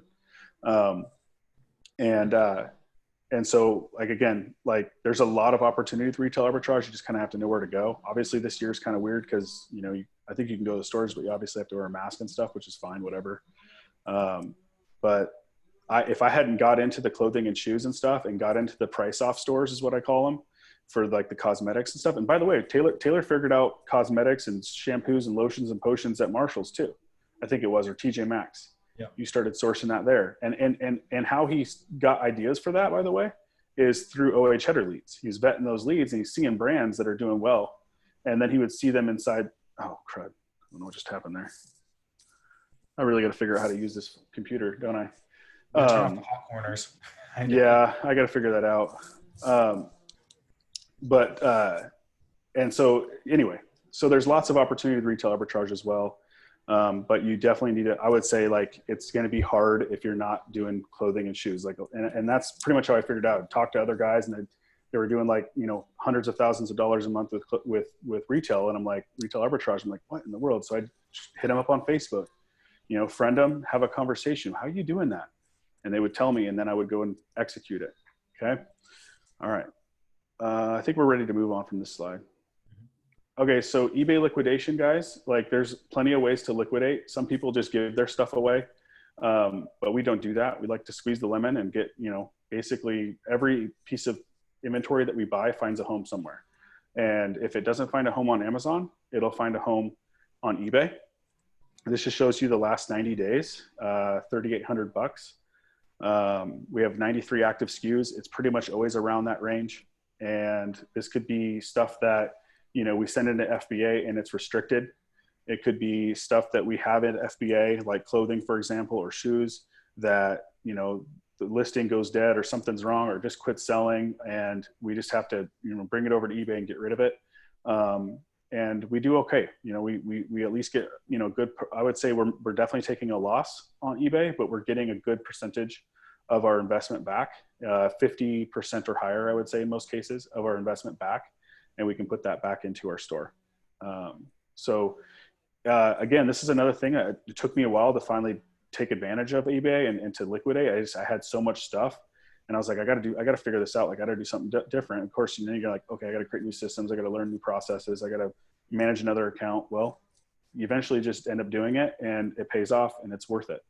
One other thing that we'll do, and we haven't done one this year, mainly because of the crazy stuff going on, and we've been busy, like, again, building other businesses and moving into the new facility, and you know, the smoke in the air right now, our valley's full of smoke. We were going to have a yard sale. We do these like once a year, and we usually make like $1,000 in a yard sale. Like, we'll even sell like all the cosmetics that we buy, and they send you a bunch of samples and stuff. Cool. Sometimes the samples you can list on Amazon, and that's cool. But a lot of times you can't. I've got like 4 or 5 like medium-sized Home Depot boxes full of cosmetic samples at my house, and we'll set those out on a yard sale, and people will buy that stuff for, you know, quarters or dollars, sometimes $2, depending on what it is. They love it. I mean, so there's opportunity with that as well, just to get some of your investment capital back. Real quick, Tracy Thompson's asking, what's the benefit of using a max price? And I would answer that as, when you become the only seller on a listing, having a max price is nice. You're not going to be, your price isn't going to go, you know, it's going to have a ceiling at some point. You're not going to be trying to sell it for too much or too little. So we set up a max price on everything, and we just usually go off of historical Keepa data. If we can see that, you know, at the highest price it was making sales on Keepa, we'll set it up to that. But it's really just a, you know, if we end up becoming the only offer, we want to be able to sell it for, you know, a large amount of profit, but not too much to where we won't, you know, we're not going to see any sales coming through. And then Melissa is asking, on inventory that you don't plan on restocking, how long do you wait to close the listing or to delete it? We usually go back about 6 months. You know, we'll go through any inventory that we don't plan on restocking on. If it's 6 months old, we'll probably usually go back and delete that listing. Maybe like 5 months. When you delete a listing, what happens in Inventory Lab? The data is still there. The data is still there, that to my knowledge. I think Inventory Lab holds the data.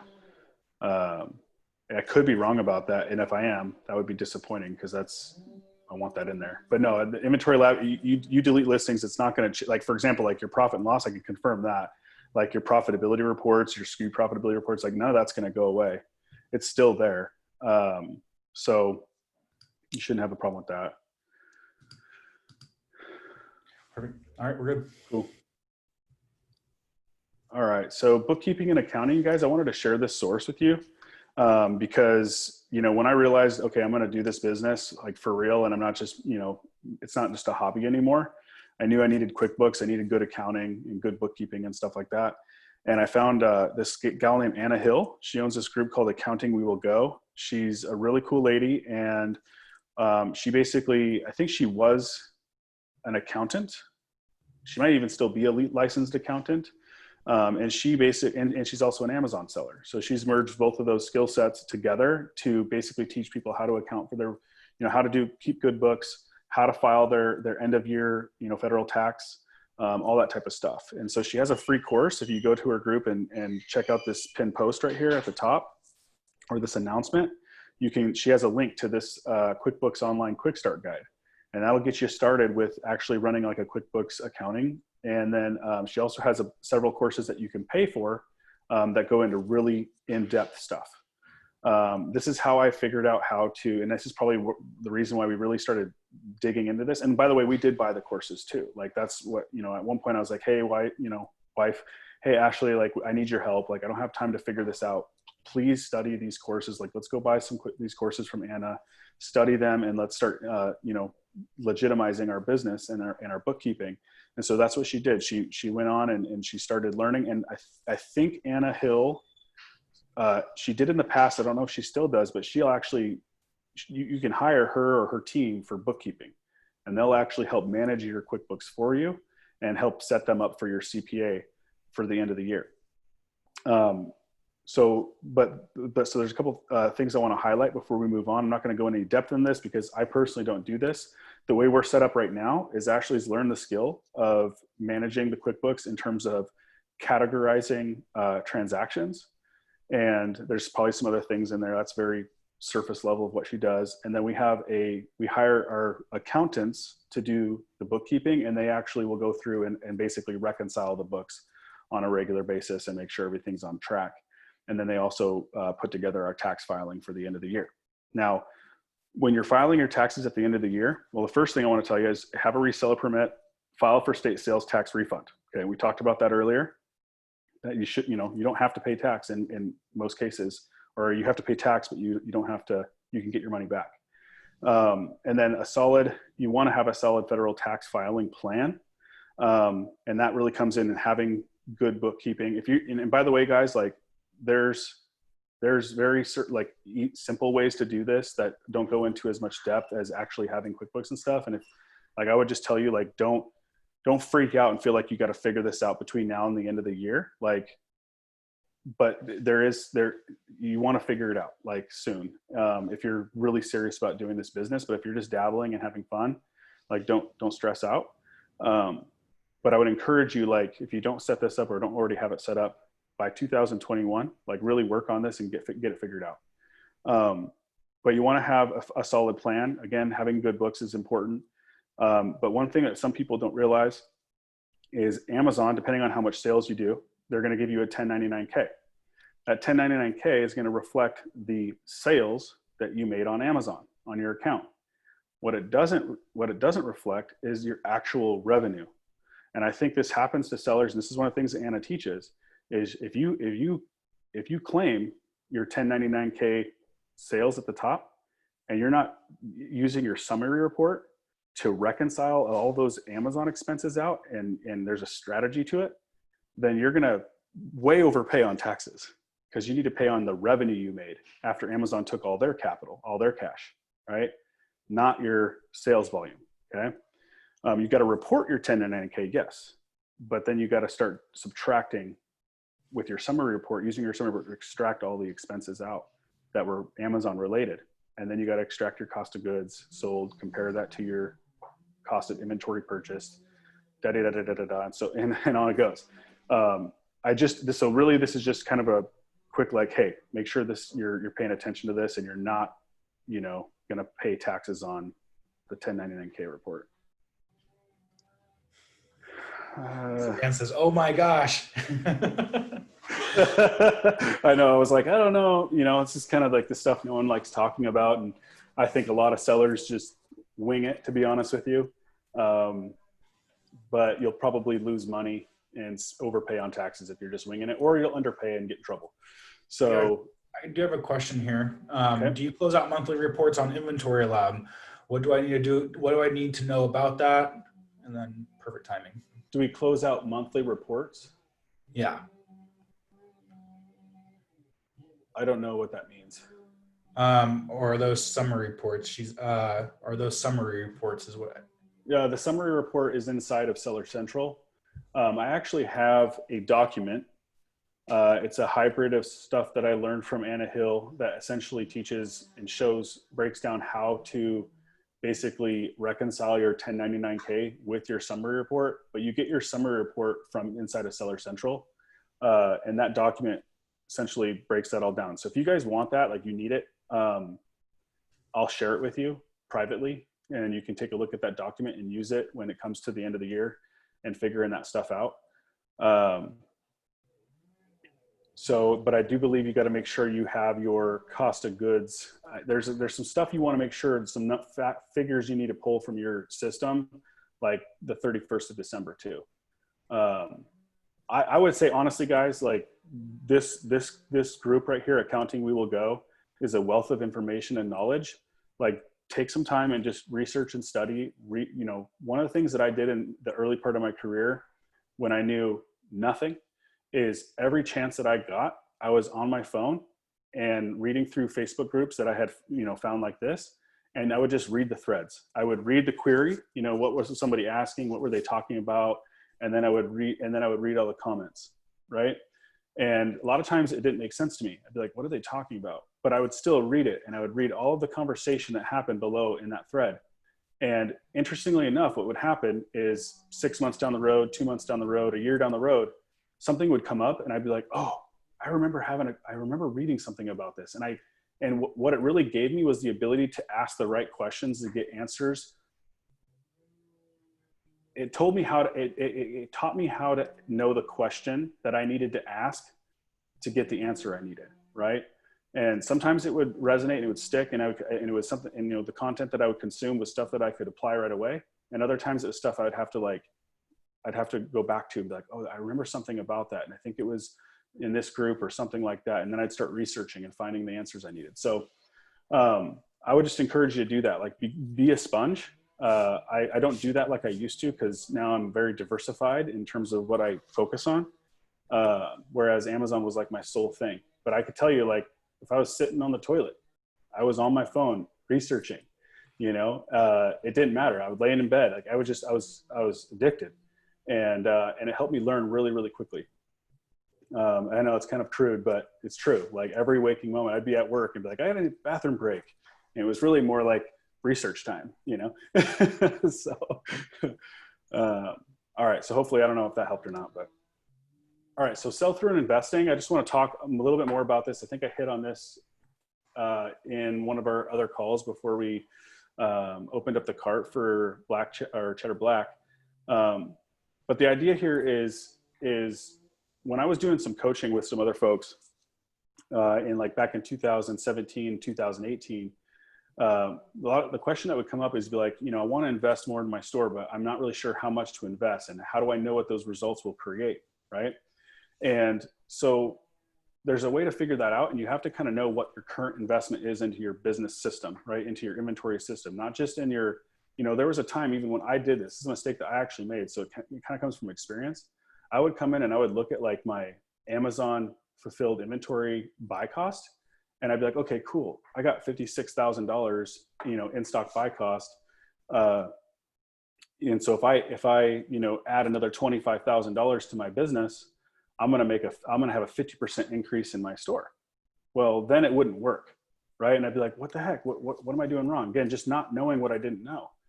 Well, the reality is I need to understand what my total investment was in my system, not just what was in stock on Amazon, because that's only one piece of the puzzle. That's only one part of my investment.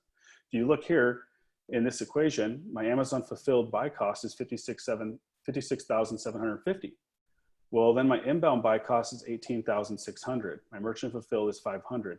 So the total that's inside of the inventory lab system at the time, when I took this screenshot a few days ago, is $75,900.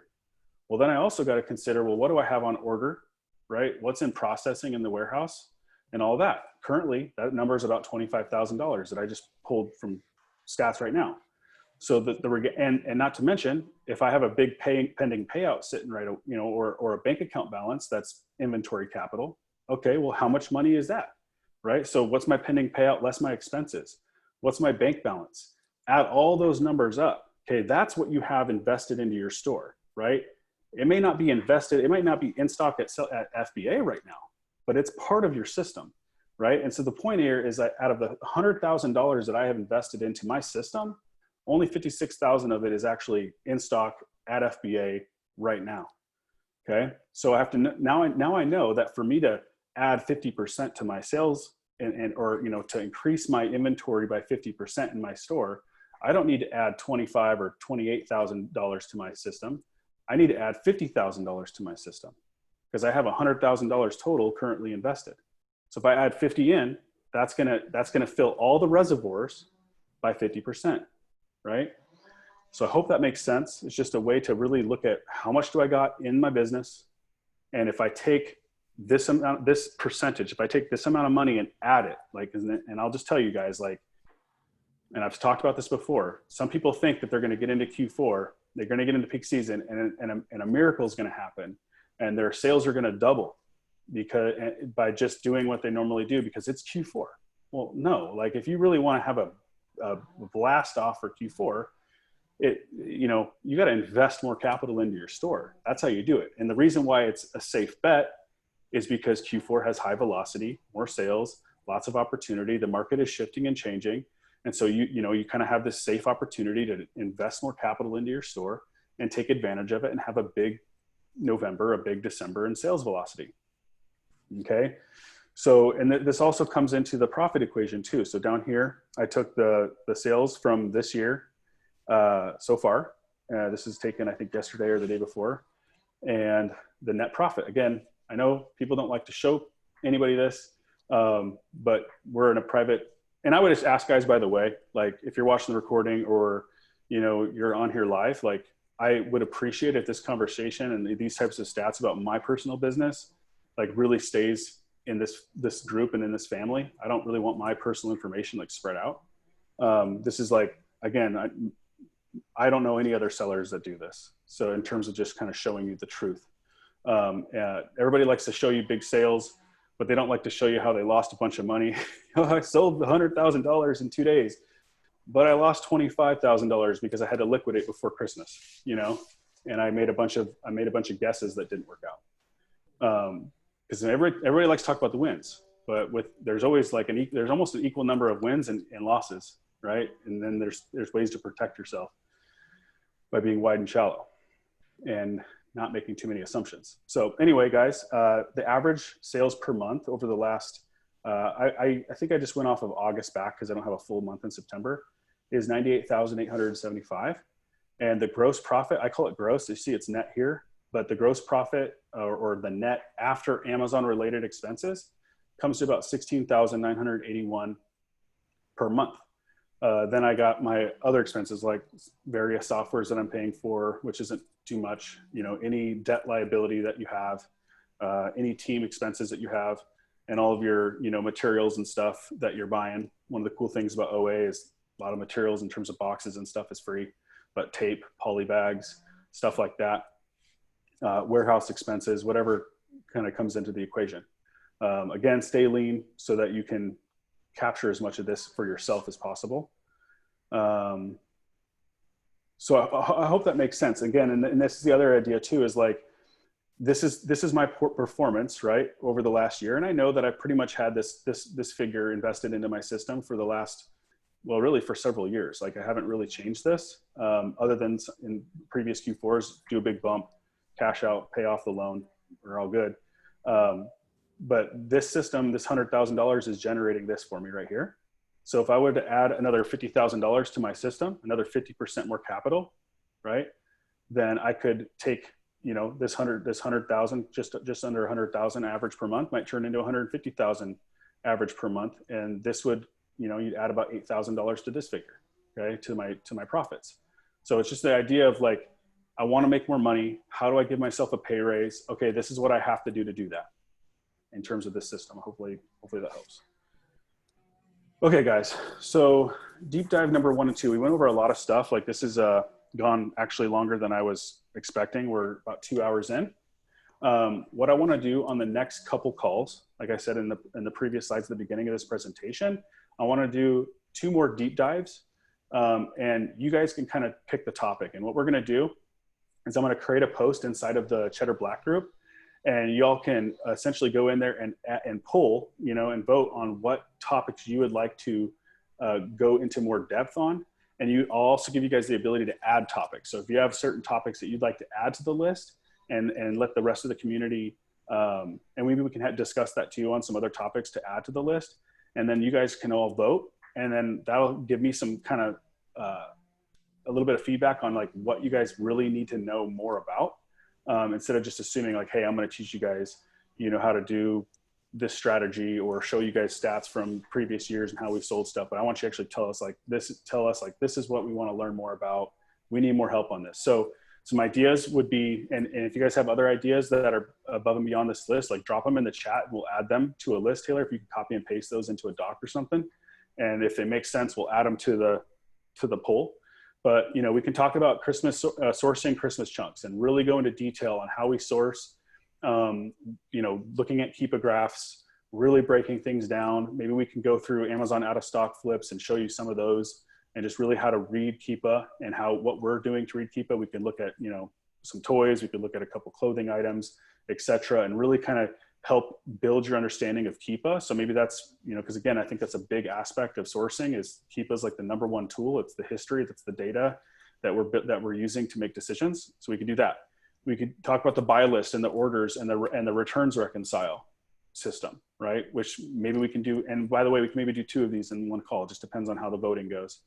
And we can really go into detail on how we do this. Now, by the way, like Taylor talks a lot about this in the Cheddar Academy OA mini course. And he also talks about merchant fulfilling in a merchant fulfill mini course, which I think is a really good, that the merchant fulfill course is really good. It's detailed. So anyway, we can go over that. We could talk about Inventory Lab, and I could go through. The idea here would be like, let me go into Inventory Lab. I don't want to show you guys how to build a shipment because I think that's a waste of our time. Because, you know, Inventory Lab has videos for that, and it's a pretty simple process. You just have to practice it a couple times. But maybe I could break down like some of the reports, you know, SKU profitability, ASIN profitability, supplier profitability, you know, P&Ls, right? Looking at the different reports and just show you guys that and kind of talk about, you know, answer questions, right? Shipping to FBA. We could do that. If we do something like that, maybe we get in the shop and we just kind of show you guys how to process some stuff. Maybe that might be a video that we just cut and drop in the group. We can go over the repricer in detail, really break that down. Like, what are we doing? Again, it's a simple process, but if you haven't done it before, you might need more on that. We can talk about Seller Central. If we do Seller Central, that'll be a video that we record and put in the group because I need to blur out my store name. eBay liquidation, we can talk about that, how we set up listings. You know, again, you'd probably be, you know, surprised how simple it is. We don't go crazy on that. Our descriptions are copy and paste, like our images are just, you know, iPhone shots of our products sitting on the shelf. It's super simple. Like, I feel like eBay is like the yard sale of the internet. It's kind of cool like that. Sell through and investing, that last slide that we went through, really kind of breaking that down a little bit more, answering specific questions about it. And we can also talk about retail arbitrage. We can talk about retail arbitrage outside of Q4 and just how we've done it over the years.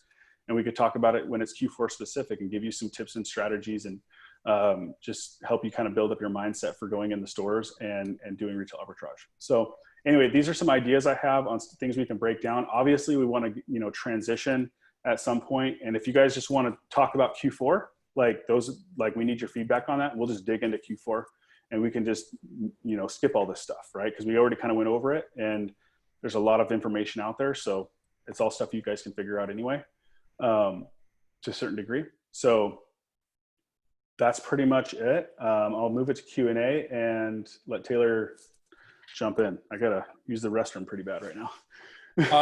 Real quick while I have you though, I got a question. Why can't you put all your expenses in Inventory Lab and have all the accounting and tax required numbers that you need? I feel like that's what we use with QuickBooks. I'm sorry, I got distracted there for a second. The question is, why can't you put all your expenses in Inventory Lab and have all the accounting and tax required numbers that you need? If I'm not mistaken. Yeah, you can. You can. You can enter all of your expenses into Inventory Lab and it'll all show up into your profit and loss.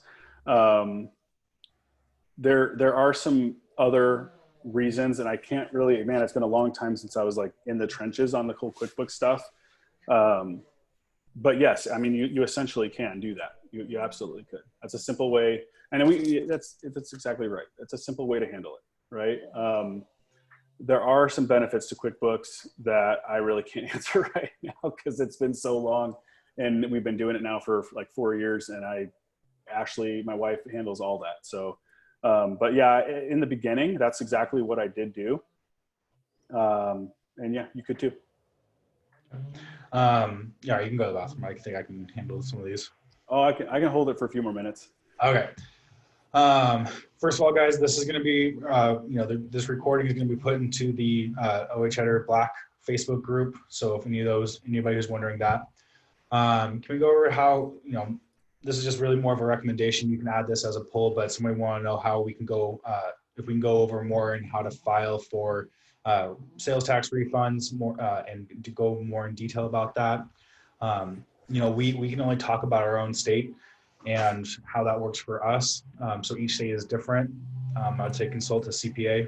And yeah, that's what I would say is like we essentially pull that data and we give our CPA the total that we want to be refunded. And obviously we have all the records that we need if we need it. The state has never asked us for anything more than what do we owe you? And then our CPA, and again, our CPA takes care of like the paperwork and stuff and the filing of it in of itself. That's not what we do. So I would encourage you to have a CPA help you with that because your state might require more detailed stuff. In fact, I have talked to another seller in Washington State, and I think he did have to come up with some pretty detailed at one point. And I'm not sure exactly why, but it just depends on your state and it depends on your business, I guess.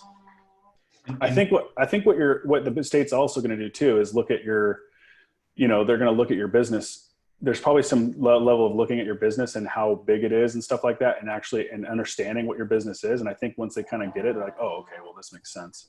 The state doesn't like to write checks. I can tell you that. Like, they don't, and they will take their precious time. At least Washington will, man.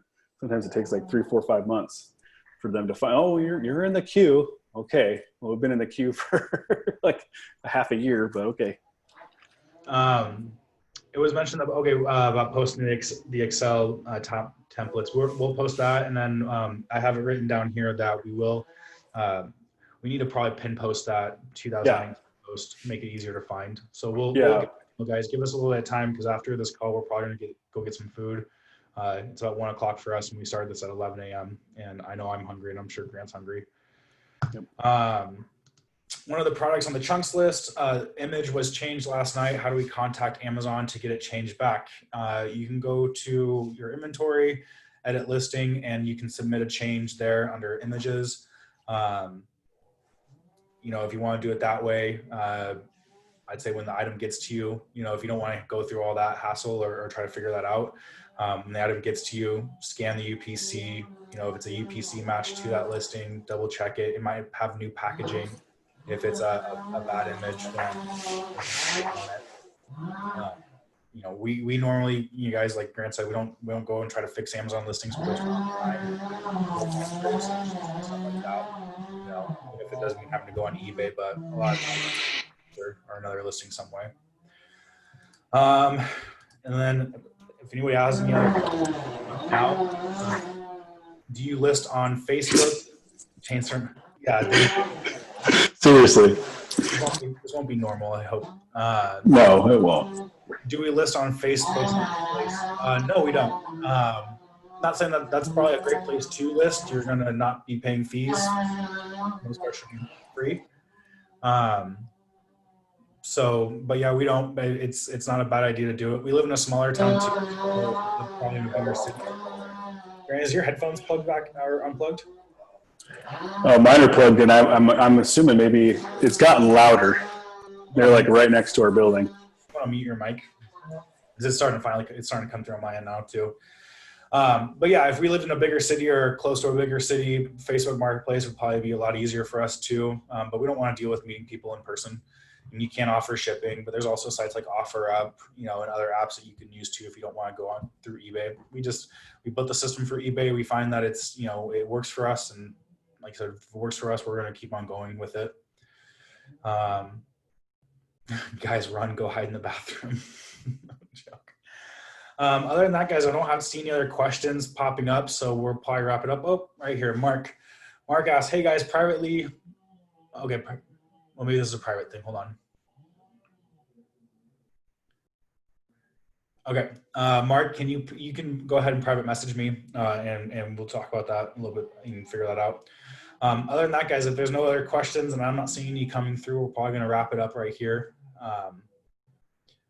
We'll create the poll.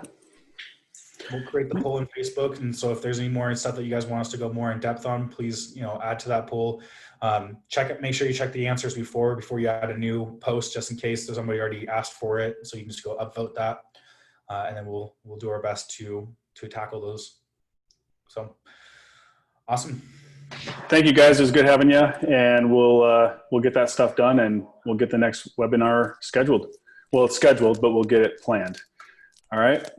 And just so you guys know, this recording, since it is 2 hours long, it might take up to a day for us to get to Facebook, just because it takes a while for these long ones to render.